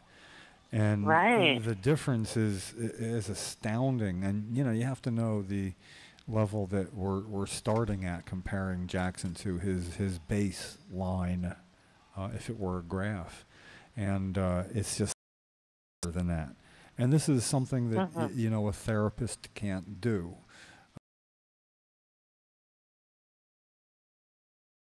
Now, as a possibility of some sort, not quite clear what, but that he would be able to. It is just way better. And these are refugees, Jenny and Jackson. They're refugees who have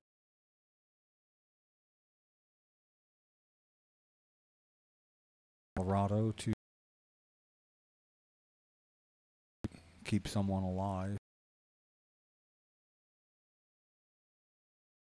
healthy enough to have a chance at a decent life. And what an embarrassment to the state of New Jersey that there should be any refugees that they would have to. And it's not just pick up and move to Colorado. This is a professional, a nurse employed in the system, the social system in New Jersey.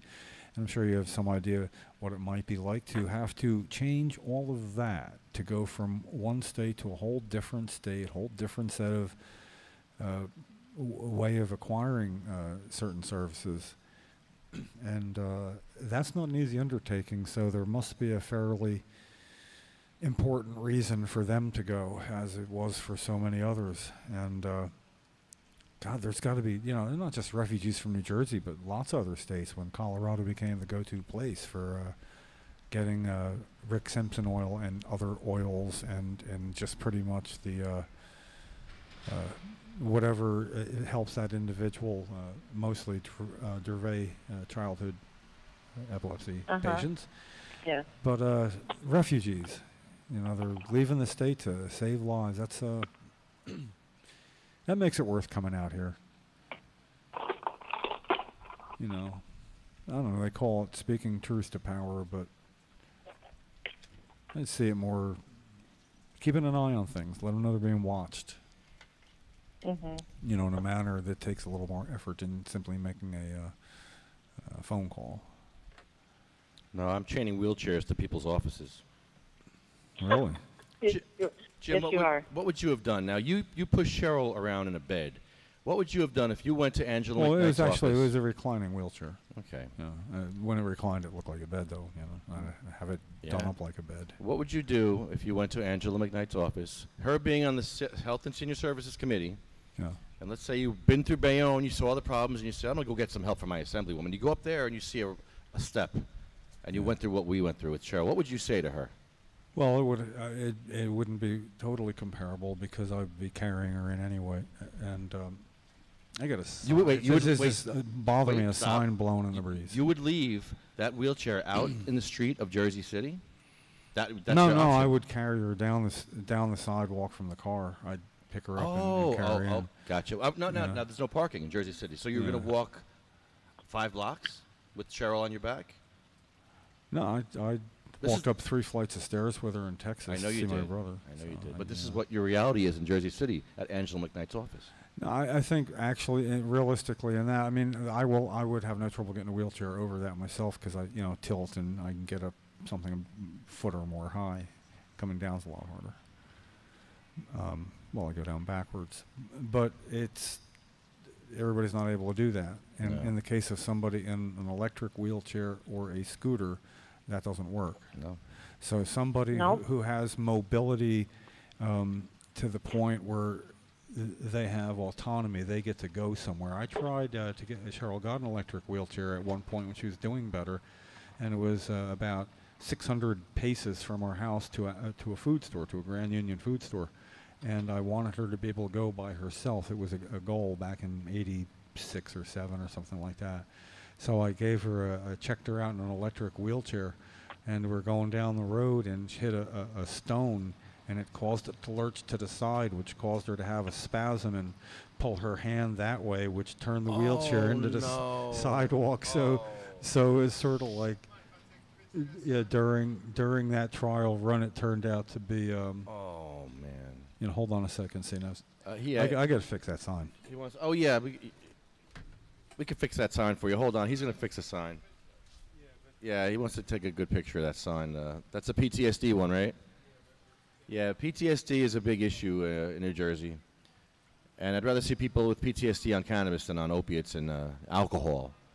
Alcohol and PTSD do not mix. Cannabis helps people with PTSD. Yes. It certainly does. Yay! I've seen it. I never was a big fan of high CBG because I don't like drowsiness, but people with PTSD love the CBG. It's sedating. They need to be sedated. They don't like the sativas. They want to be knocked the hell out. Thank you, sir. CBG? CBG. CBGBs? I've been there. It's when you use already decarbed oil. When you smoke decarbed oil from the dispensary here, you're supposed to eat the oil. People are smoking it, and they're just going to sleep or getting really sedated, and that's what they want. So good for them. Well, if it's time to go to sleep, sounds like a match. It does. But if you took it orally, it wouldn't. Wouldn't be a sedative if you took it orally, just if you smoked it. I'm confused. Well, the other day I was smoking some decarved oil, and I dropped the torch. Oh, yeah. And What? I burned a part of my body really bad.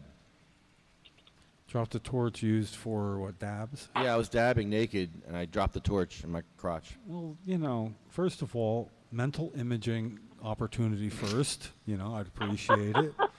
You know, mental image blocking. It's very hot I have in the my room. capability when I see it coming. You don't walk around your house naked, Jim? Ever? No, I got my imaging up. I don't mind now. You know, I don't mind talking about it. Only when it sneaks up on me. I got the shields up, Scotty. Yeah, I can't get rid of an image sometimes, and I got this one under the. Well, belt. there's a better way, Jim. There's a much better way. There is. And Honeybee, you can't hear. Tell us about it, Lefty. Well, you can't hear the music, Honeybee. I'm so sorry. You're gonna hear just me singing. Okay. Why can't she hear me? Oh, okay. It's just set up that way. I don't know why. Uh-oh. Uh-oh. Whoa. I can't hear the music either, Honeybee. That's the problem here. Oh. We got we got technical problems here. Hold on. Let's try it again. Tell us. Come on. Magical butter. Makes your recipes better. Brownies, cookies, smoothies, sauces, soups, veggies, candies, salad dressings for your tossed salad, Honeybee. Is there more? Is there more? There's much, much more. Butter, tincture, Way peanut more. oil, corn oil, olive, sunflower, coconut, grapeseed, avocado, much, much more. How about grape jam? 1-800-424-4334. What's that number again? It's 1-800-420-4334. Got a 420 in it? 433? 4334. It's like a mirror image. You can do it 4334. 1-800-420-4334. Magical. I'll forget that. That's easy. 1-800-420.com. That's easy. Sing along. MB2, Magical Butter, 2. Be dialing, people. Be dialing. Get your Magical Butter machine from magicalbutter.com. Flute solo! I gotta tell you, if they had a complaint department, it would be like that old Maytag repairman commercial where he's bored because he never gets to repair it. So, you know, it's like there is no complaint department because, you know, I've heard nothing to the contrary of it being just what people expect, and they're the best. Yeah. I just wish more people said, "Here, Jim, you look what I made," and you know, I don't hear enough of that. I'm not suggesting people should, but here, Jim, look what I made. If one day somebody said that and said, "Look what I made," you know, I don't care. Here, Jim, look what we made. Here. I don't need a stinking badge. Here, Jim. What do you got there? Look what we made. Oh, Jim, look. Jim gets a free one. Oh, Steve Across. It's kind of a. It's not. Is this purple? Yes, purple. It's purple. All right, well, that's the magicalbutter.com. So much better. There you go. Magicalbutter.com. Get your Magical Butter machine. And we just gave Jim a wristband from sativacross.com. Ignorance is no excuse. Beautiful wristbands. Yeah, I remember when you came upon Ignorance is No Excuse, which is the short version of Ignorance is No Excuse for the Law. You know, I mean, when people would say, I didn't know, they'd go to court and they'd be told ignorance is no excuse. So I find it quite appropriate that the shoe's on the other foot, that you're bringing the court to them, so to speak. You know, and what you're telling them is, no, let the courts sort it out. Is not proper. Ignorance is no excuse. This is true. Yeah. Doing this for like 4 years now, Jim. It's been a while. Yeah, you got too much ammunition, and you know, we do have to. Can we call the Attorney General? Can we call him now? What do you want to do? I don't see it really. You know, I like the front door. Well, it's I should have brought one. I did bring a letter for the governor, you know, hoping to get that to him. And I have that. And then a letter for the state police to try to get them to put in writing that they would not give us a permit to gather where the governor's office currently is. I'll have that video next week for you. Yeah. That'll be easy. Yeah, I basically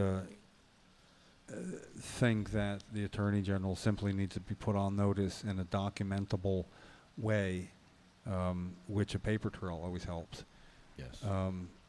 Multiple efforts, meaning like email or hand delivery or certified letter. Let's work on that this week. Let's all work on that. And make so we deny him his plausible deniability when he finds out that the police use the guidelines that he sent them for many reasons, but most did not use them for trying to read them and make sure the police in that precinct or town or that they knew them. So you've of course taken upon yourself to go to, now my count, it's got to be over 60, and some multiple times, where you force many of them to have to find out on the spot. At least back in the beginning, a lot of the time it was call the county prosecutor, and at least then the county prosecutor was getting calls and realizing that there was a problem. But this attorney general, has to be made aware that the attorneys general before him did not do their job, because he's just extending a problem that 2 acting attorney generals and 1 confirmed before him did not do this either. So once we make him aware of that in a way that's verifiable and public, then it's on him after that. And he needs to implement continuing education on this, because it is a brand new law legalizing a Schedule I substance for some people in New Jersey. It's a big deal. It's not a variation of an existing law so much as a brand new undertaking, and you would think that they'd stay right on top of it. Jim, we hadn't had a good attorney general since Cortland Skinner. Good old Cortland was the best, and we haven't had a good one since then. Yeah, Cordy. Yeah. I think he grew hemp. Of course he did. They had to by law back then. How long ago was he attorney general? About 300 years. So like he's not alive. I hope not. Maybe we can get his great grandson on the phone. See what he thinks. After all, you got Harry Anslinger's niece on the phone one time. That was amazing. Yeah. Wow, we got to call her back. I thought that was a joke. You did? Yeah, I did. What did you say to her? What did we say to her? No, we were polite but asking the right questions, and she summed it up by saying that he wasn't really the racist he gets credit for being, because it was a different time, and we're thinking in today's context Everyone of was something racist. that and she actually made a small degree of sense, certainly not a, and this is a relative, so she's not going to slam him quite as hard, but she was a really good sport and pretty real about it. But she's a cannabis activist out in Colorado. Oh, wow. Yeah, it's pretty funny. No way. Yeah. And how did you find her? Through Jenny Storms, actually. She's a friend of Jenny's. No way. We should call her up. Who, while Jenny? Jenny's here. But Jim, when I got the signs made for Mike Alonso's campaign, the police captain from Bayonne is retired. He owns that store, the sign store. So when I went to pick up the signs, I'm picking them up from the old police captain. And the police captain says to me, "You're the guy who smoked cannabis at the police station, right?" I'm like, "Yes." He's like, "Man, I am so happy that wasn't me, because I knew nothing about the Kuma law." And he says, "As soon as I saw that video, I got a copy of it and I started reading it." Well, good. So whoever says that we don't get results, Well, we're about to get, you're about to get very good results, because you have all the groundwork laid. And the fact that it's been over 4 years and is actually a decent percent of the precincts there, we can say, look, it's going to take Lefty another 12 years to do it. Yeah, you could get it done in a matter of weeks. And it should be mandatory continuing education for any police that are out in the field where they might encounter a medical marijuana patient. Jenny, what's that, Jenny? Do you still do lunch after? Sure. Yeah. A question, Jenny. How did you get to meet Harry Anslinger's niece? By being a pain in the ass that I am. Really? Yeah. What'd you do? I just went to events. Going to his grave wasn't good enough. You had to find a living relative. Just going to the different events and doing different things. And in my spiel, talk about different things. And she just approached me and says, "Hey, do you know who my uncle is?" And I'm like, "No." And she told me, and I was like, "Oh." And she goes, "I work at a medical marijuana doctor's office. It's okay." And then she started explaining the story and how he was duped and just how he changed his mind at the end, and he just believed in everything and just started sharing her story with me. Wait. Harry changed his mind at the end? Yeah. How? That's a lot of unnecessary urine I on think his you need grave. to talk to my friend and have her on. We need to hear more about that. Yeah. Yes. Can we call Lefty, her? you need to call her. I'm sure she's at work right now, but I'm sure if you arrange something, she'd be more than happy to talk to you. But I'll bet she might give a call on a break, you know. But I mean, no, she's- another podcast. she's awesome. You would Yeah, love she's talking great. with her. We And- talked to her We did. once. Okay. A little while ago, and we had bad audio. We couldn't really hear it, but I'll try again. Yeah, It no. was a good conversation too. You know. Yeah, no, it was really interesting, and I don't remember all the details and everything she said, but I know that she definitely said that he was duped in the end, and he wasn't for the hemp part, but he was for the marijuana part. He bought into that, and then it got beyond him, and they used him like they used everybody else and everything else. He was used. He was a puppet, and he did a lot of Illuminati. harm. Illuminati. He did a lot of Yeah, harm, but that at the makes- same time, makes he sense. was also used. Yeah. Makes sense. It's a gang mentality. Yeah. So, but she's such a sweet girl. She's not a girl; she's a lady. But she works at medical marijuana office and We'll have writes to arrange. prescriptions or recommendations, and Yeah. and she's trying to correct the wrongs of Harry. Well, she can help do that by calling into the podcast when she does have time. If she maybe a lunch break. Where is she now? Colorado? did She's you in say? Denver. In Denver, Yeah, so it's she's in 2 Denver. hours. 2 hours different. 2 hours difference. They're at yeah. lunch now. It's Yeah. 11 o'clock. They're starting their pre-lunch ceremonies. Well, I mean, she could Okay. give you a call What when time she's zone able do you think to. she's in? She's 3 hours behind. Mountain. Since when is Denver 3 hours on the California 2. coast? It's mountain Oh, time. 2. man. 2. Yes. All right, so it is lunchtime. It is lunchtime. But it's a marijuana doctor's office. Do you think they take lunch at noon? Nobody takes lunches out there. They're too busy writing too many recommendations and getting in the demanding patients. Let's see if she answers my Facebook post. I'll message her real quick. Look at all the lunch we missed. Ask by her about being the here. squirrels. She loves feeding the squirrels. Oh, yeah. It's not like a code for something, is it? Nope. Okay. If he says something about feeding squirrels. Jack is trying to run away. Do you see everybody's trying to keep him? He's like literally trying to run across the street. Jax. Jack.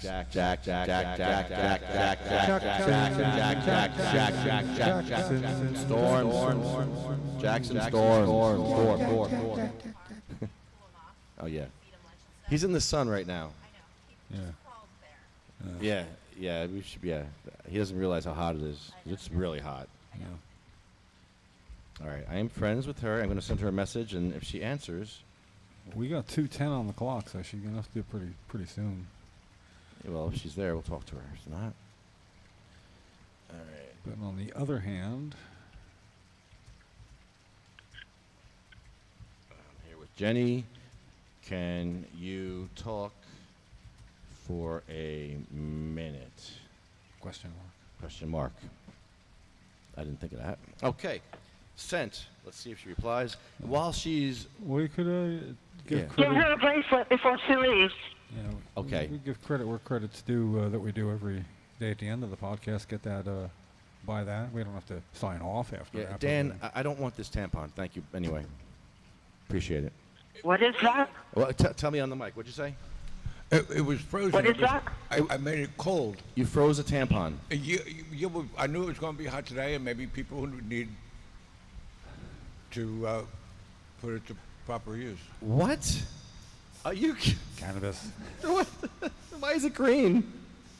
I don't know. Just Why does it smell so bad? What'd you do to it? it's just a tampon. Oh, come on, Dan. It's an inserter, though, which is the good part. Yeah, okay now. Yeah, I don't usually say don't do that, but don't do that. But think of it. Everybody was No, I'm not running gonna around think about cold. it. Everybody was running No, around hot, no. holding. This is my censoring device. They were holding on to No, the no, no, frozen no, no, no, drinks no, and no, no, no, everything, no, and no, everybody no, was no, no, no, freezing. Blah, blah, blah, blah, blah, blah, blah, blah, blah, blah, A frozen tampon ought to cool somebody off. Yes, I would turn that one down. Okay, Yeah. that Dan, please, Dan, we can't, no. I'm sorry. Yeah, but we can't, okay, seriously, no, I we're don't done. want to go down that avenue anymore. I just didn't know what that was doing, if there was any context, and there was no context, so but let's not talk about that anymore. I'm shocked and disgusted right now. It'll be in the book, though. Lefty's shocked and disgusted? Whoa. I touched it, it smelled. Yeah, okay. Yeah, I thought we weren't going to go there. I can stand Well, that that. doesn't happen very often. Yeah, well, less often is that we have a discussion about that on a cannabis podcast. But SativaCross.com, CMMNJ.org. I don't know. You don't want to mention CMMNJ too close to all that. We need a firewall. Do them last. Let's do SativaCross.com, and then we'll do a firewall. Let's do it. Take a break. Yeah. We'll do a song break with Dan. Bring him back at the end, And we'll talk about what? Did you show him the No. That's a firewall. Good firewall. Okay. Now we can talk about CMMNJ.org. The whole reason we're here is because of CMMNJ.org, the Coalition for Medical Marijuana in New Jersey, where we can smoke our cannabis legally, where you can smoke your cancer-causing tobacco. There you go. MagicalButter.com, Happy Daddy Products, NewJerseyWeedman.com, DavidVersusAutism.org, Blue Planet Biotech, Run New Jersey, Medical-Freedom.com, CannaSense. What happened to William? Wasn't he here? Yeah. He left. Medical Freedom. Left early. Yeah, he's having arm issues. He did say that. Yeah. Mine got better from physical therapy, Jim. I don't know if I mentioned this on the air. I haven't laid down once today. Did you notice? Yeah. I'm good. I'm not good, but I'm not that's dying. exciting. Yay. Well, and then 2 points. That's from a 9 to 7 from Chinese medicine. I went in for manipulation of your muscles. Physical therapy for 15 minutes, then traction for 15 minutes. Great traction on my neck. Then a heating pad and a TENS unit for 15 minutes. Then a neck massage for 15 minutes. Then acupuncture for 15 minutes. Then cupping. They cup you for 15 minutes. Swimmers do that, yeah. It was amazing. I feel so much better, and I tried everything, Jim. I tried OxyContin. I tried doubling my Neurontin. I tried all the pills. I tried a little Chinese medicine. That's all I needed. Amazing. Well, I hope it continues. And I do. I was getting depressed. A visit every other day. How long's a visit? Oh, about an hour and a half. Yeah, well worth it. I don't want to be laying on my back. I laid on my back for 4 weeks. Well, I don't like it because then I got to talk a lot without you, and you're laying on the ground, reaching up, doing things by sense of touch. Screw that. We ain't going there. So I'm back. So I want to thank all you guys for helping out.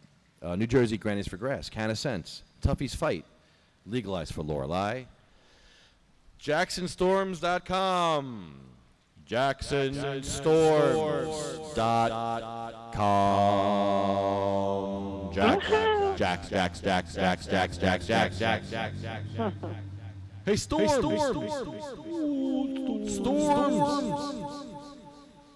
Jacks. Okay.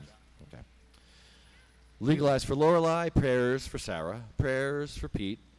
Jenny's Purple Ribbon Journey, Jenna's Journey, Women's Veterans Collective, Weed for Warriors.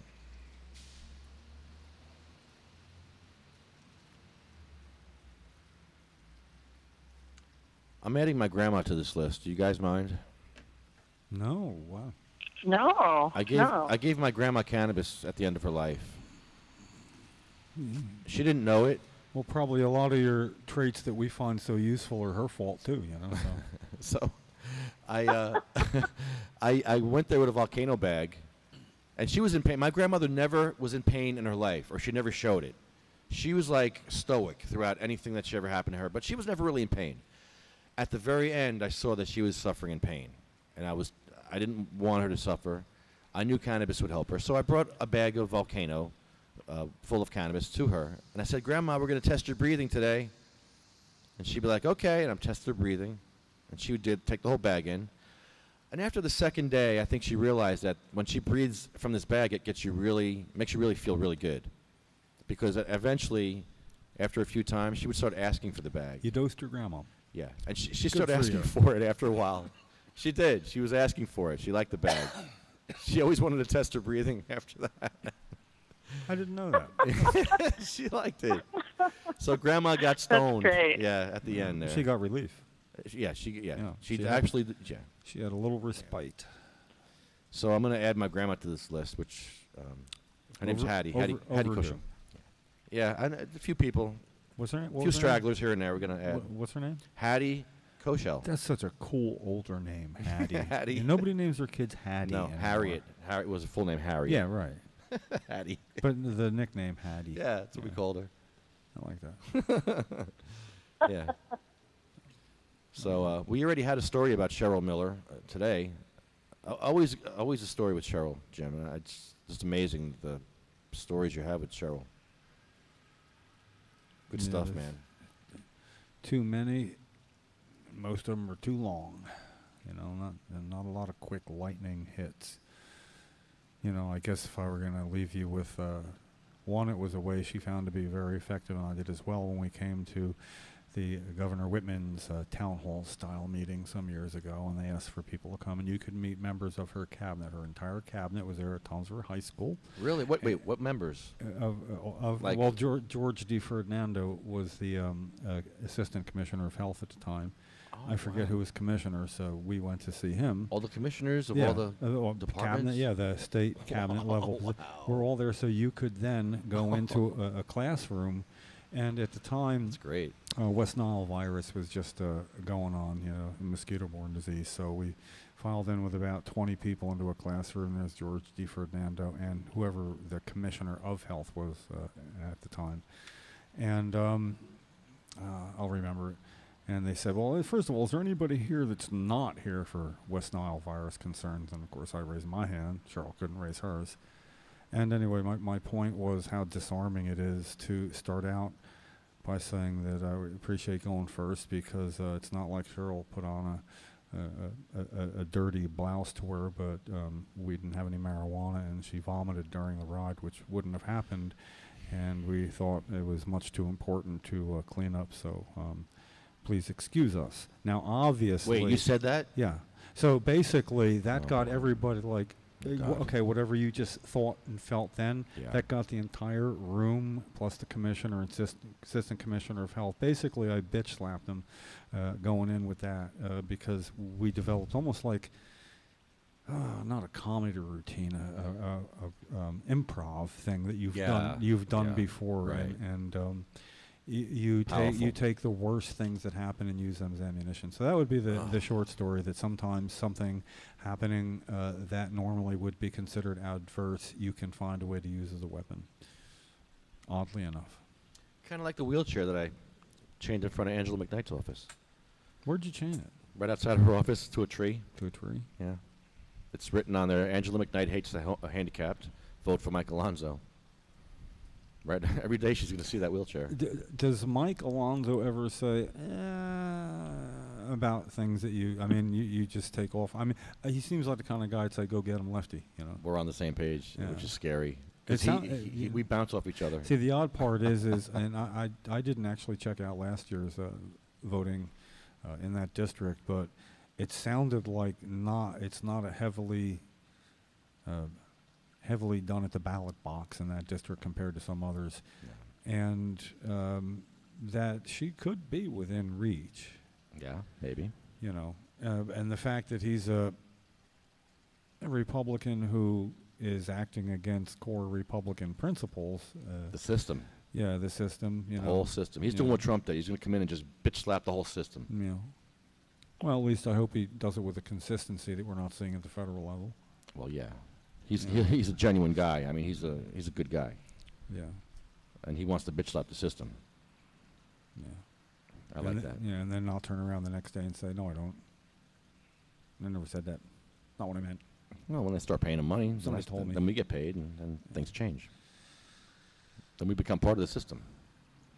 I hope I can have a good idea that you can put into effect. This is one of these chances for me where I often have ideas, and all too often I try to put them into effect, which is the hard part. But I think I could have maybe a good idea for you guys, and you wouldn't even need me. Really? Like what? Can we talk about online or offline? Well, yeah, I don't know right now. And this would be Jim Miller, the individual. I'd have to turn my coalition hat around backwards. Can we add you to our group? Honeybee, can we add Jim to our group? Because he wants to help out Mike's campaign. I think he'll be a very critical asset for us. Well, I get to help whether you like it or not. Yeah, Jim's helping no matter what, so he's part of the group. It's it just seems like I have sort of an ability to see things as the general public might see it, and there seems to be opportunity. I haven't put it together yet, but I will. There's opportunity. The Republican, cannabis patient, public, it doesn't go together. That's great. And it's not like, you know, I mean, he's got his Republicans' nomination to run for assembly in that district. So that's relevant. Yes, he does. You know, and right now, he's under people's radar, and that's okay because their attention span's so short. That's why they don't really consider it campaign season until after They heard Labor of him. No, Day. they heard of him already. People, Yeah. people are like, "You guys went to Angela McKnight's office? Really?" I've heard people come up to me already and say that at the park. Oh yeah, and just the fact that he's going to roll blunts at the debate, and Angela does not want to debate him. First of all, Really, and that could become your strong suit. I got an errant sign over here. okay. So, I do want to thank CMMNJ. Can of Sense. I want to thank the Drug Policy Alliance for all the good work they do, as we see some of their finest walking into the legislative office building here. Thank you. You know, and it's very easy to, for whatever reason you all are here today, thank you, because we never differ where we go opposite directions. Yeah, go get him. Right. Roseanne, Megan, and Yeah. it's good to see. Yeah. Okay, so we're on to Sabina Rose. 15-month-old baby. Here we go. Yeah. She never had a chance. This poor little girl never had a chance at life. They sent her to a psychiatrist at 1 year old. The time that she spent getting that appointment and going there, she could have used to take her cannabis. She ran out of time. This poor little girl ran out of time because of Governor Christie's regulations.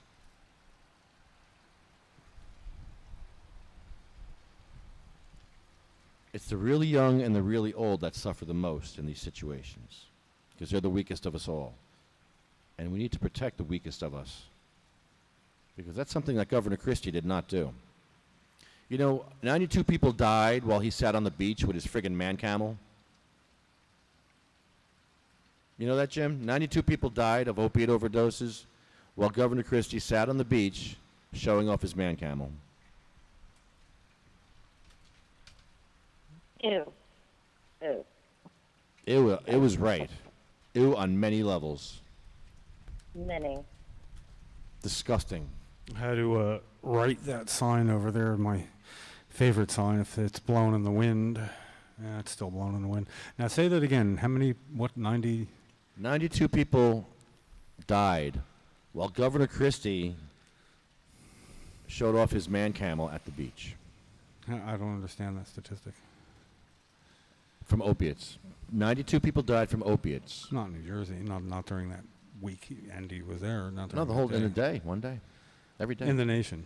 Was it national? Okay, maybe it's Yeah. national. No, okay. absolutely. Yeah, we have generally speaking, is between 500 and 1,300 overdose deaths a year, depending who you listen to in New Jersey. And sometimes I'll use the low figure just because that's lowballing the amount of lives saved. Christie was lowballing at the beach. Did you see that? It was disgusting. Yeah, I got mental imaging blocking going though, so you know. Remember him in the baseball suit? No, see, I It was like that. I It blocked was- that one too. No, nothing's like It was that. really disgusting. Nothing's like that. But The cats came over and tried to bury him like a piece of crap in the sand. I saw him catch a foul ball at the Met game. Yeah. He got a foul ball. Yeah. After He was being foul. He was very after being on MSNBC, and you really want to see it. I'll tell you. I'll link He you has to foul it. balls. I'll link you to it. That you really want to see part of that discussion, how to handle Chris Christie. I've never seen him manhandled in a discussion. He was outgunned entirely, and it wasn't just like when he said he was made to say things like, "Well, I know he never lied to me," talking about Donald Trump. Never lied to me, Yeah, right. You know, it's sort of like for anybody to say that at all concerning the subject material is disqualifying from the start. You know, but it was kind of pleasant to watch, and it was nice to be watching on MSNBC, and knowing how many people were watching it, and that we get to go somewhat mess with him once a week here. So, not the privilege it used to be last year when we were in front of the State House, and not relegated here, but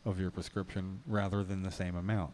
That's the natural course that's being prevented here right now. You'll never find another black mine. Another 6 months, this may be the case in New Jersey, but in 6 months, the statistics of even 500 overdose deaths a year in New Jersey say that in six months there'll be 250 overdose deaths, and of that, 1/4 could be prevented, according to statistics in other states. More than that. So more, but I more. want to say that the lower figure would mean that in the delay of that half a year of Commissioner of Health Kathleen Bennett delaying and making sure this happens, because it's been recommended by the advisory committee, taking as long as possible to do it's going to have the statistical effect of causing an unnecessary 62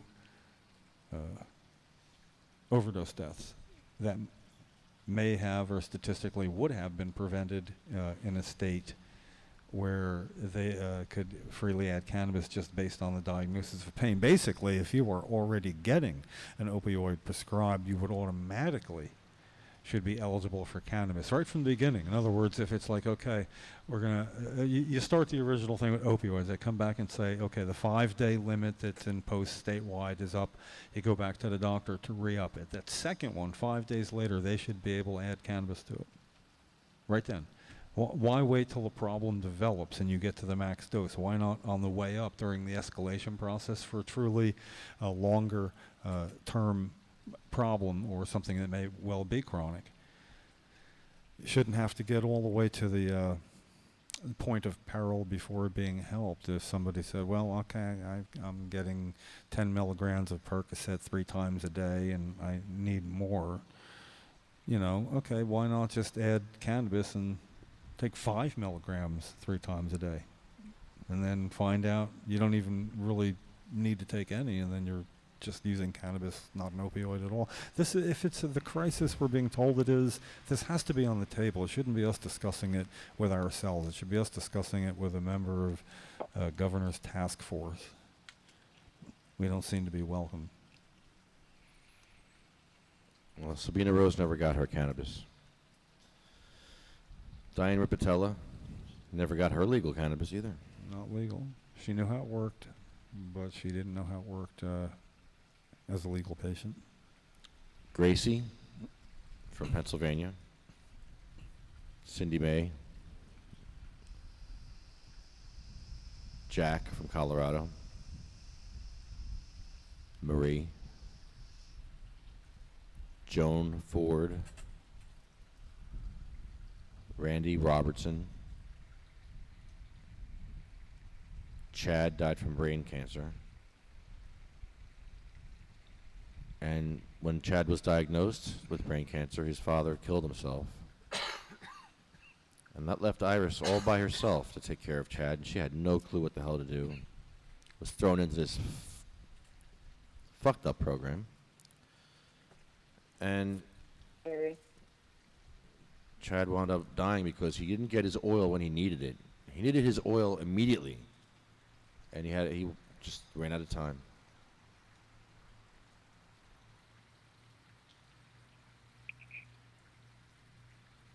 Jeremy was killed by the system. He died in a motorcycle accident 6 months away from being off probation. He wasn't allowed to smoke cannabis on probation for 4 years, so he did other things. Allowable things. And that's what got him killed.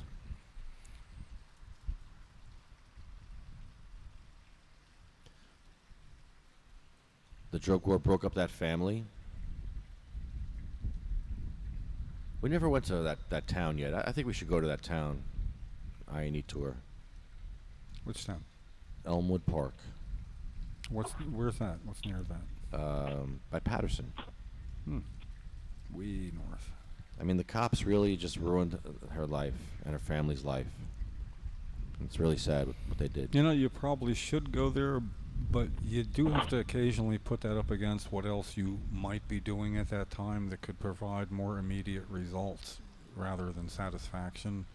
While that certainly is satisfying, you actually have the talents and capabilities to bring this before the public with a more planned course rather than meandering. And I only say this just because I think your value is way undervalued right now, that you have so much ammunition and so many things on video that we're just a click away from one or two other people taking part that will realize that and help you use that as ammunition while you're gathering more. It shouldn't be you having to do all Just that. press the button. All you got to do now is just press the nuclear button, and there it goes. Yeah, a lot to do. We have to keep in close contact. You know, we don't. People probably think we stay in touch during the week. No, we don't talk We as much don't. as we should at all. Which is like ever, unless it's with a specific purpose, you know. Sometimes we call, we have a reason to call. But yeah, we should talk more. Well, we'll put you in our group with Michael. We should do something that's not actually activism. I should probably come up to wherever it is that you sit down and make stuff happen. And let's make something happen, you know. We Let's have fun. Let's have a 3-hour session where I can say, hey, you know what you should do? Oh, I love that. Yeah, That's helpful. Give me work. Give me more work. But for that for that 3 hours, and if I come in with a storyboard and said, okay, here's links to videos, certain time periods. If I did my homework, I think we could be productive in those 3 hours, because we don't have enough to do yet. Neither one of us. Oh, I actually do. With Michael's campaign, it's been crazy. No, I'm being facetious. It's crazy, Jim. It is crazy. Taking up a lot of our time. Crazy. And it's good because Michael's got the best campaign ever. The news should pick up on this because nobody has ever done what he's doing, and it's just amazing. I love it. He's a Republican, and he's also our big issue. We're on a mission because our next issue is the abortion issue.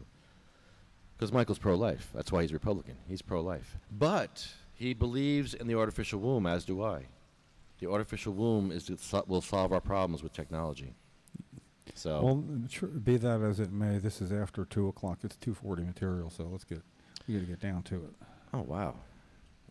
Really, our permit expires in 20 minutes. Matt, Troy, Russ Perry, Colette, Jay, who died from an opiate overdose in December. He called me 2 weeks before he died, asking me how to get in the program, and I told him. I gave him a doctor's list. I should have brought him some cannabis. I should have brought him my friggin' 10%. I will from now on. But Jay, we were not able to save him. He died. He was not able to get cannabis. He got heroin on the corner. Cheap. It was much easier. How sad. He's the guy who sings, "Who you want to roll with? Who you want to roll with?" That's Jay. Oh, man. So I do a Jay impersonation. I didn't know that. That's Jay. That was amazing today, by the way, Jim. Thank you. I loved it. And Jay would probably be laughing at right now in heaven. He loves that shit. It's great. Jay was the man. That's a great song. So, yeah, that's Jay singing that song, and he's not with us anymore, but that's him. He's always with us on the podcast in that song. So, thank you, Jay. Every day, every time. Yeah. Roger Barber, who I miss terribly. He was a very positive force in our movement. Just a really nice guy, and we all miss him. He made you feel good around him. He was one of those guys, he's very approachable and made you feel good when you talked to him. Unlike the rest of y'all. Just kidding. I miss Roger.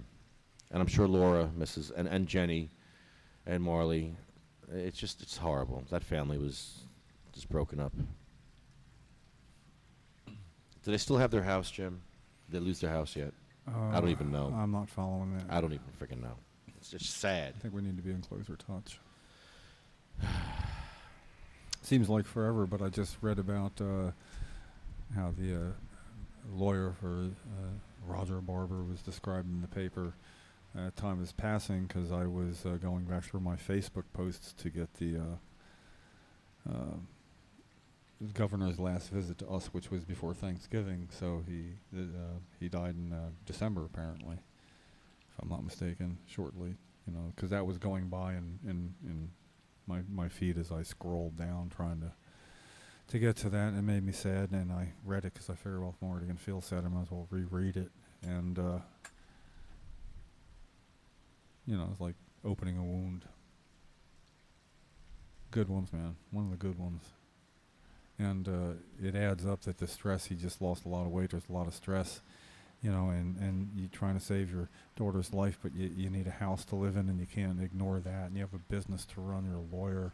And he just lost a lot of weight. And it was a heart attack. Yeah, and a blood clot caused clot. from that, Yeah. from the heart attack. Yeah. Yep. Stress, man. Yeah. List grows longer.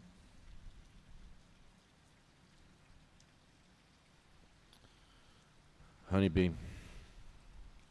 It'd be Yeah. time. It's that time again. My turn. Yep. A remembrance. Michael Dillon passed away from a drug seizure at work.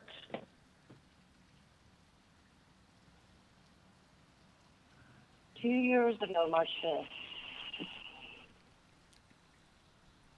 And if he just could have had all the cannabis he needed, you know, maybe he would have lived longer. So, you know, everyone giving their 10% would help save a life. So if we could all do that and remember the ones in need, you could help someone's family. So I don't have to do this. You know, other moms or dads or families don't have to miss their loved ones, because it's not easy. But I do appreciate Michael being remembered twice a week. Thanks for adding him to the list. And with that, end the show. They shall grow not old, as we that are left old. Age shall not weary them, nor the youth them. At the going down of the sun, and in the morning, we will remember them. Oh, we will. We will. We will remember them.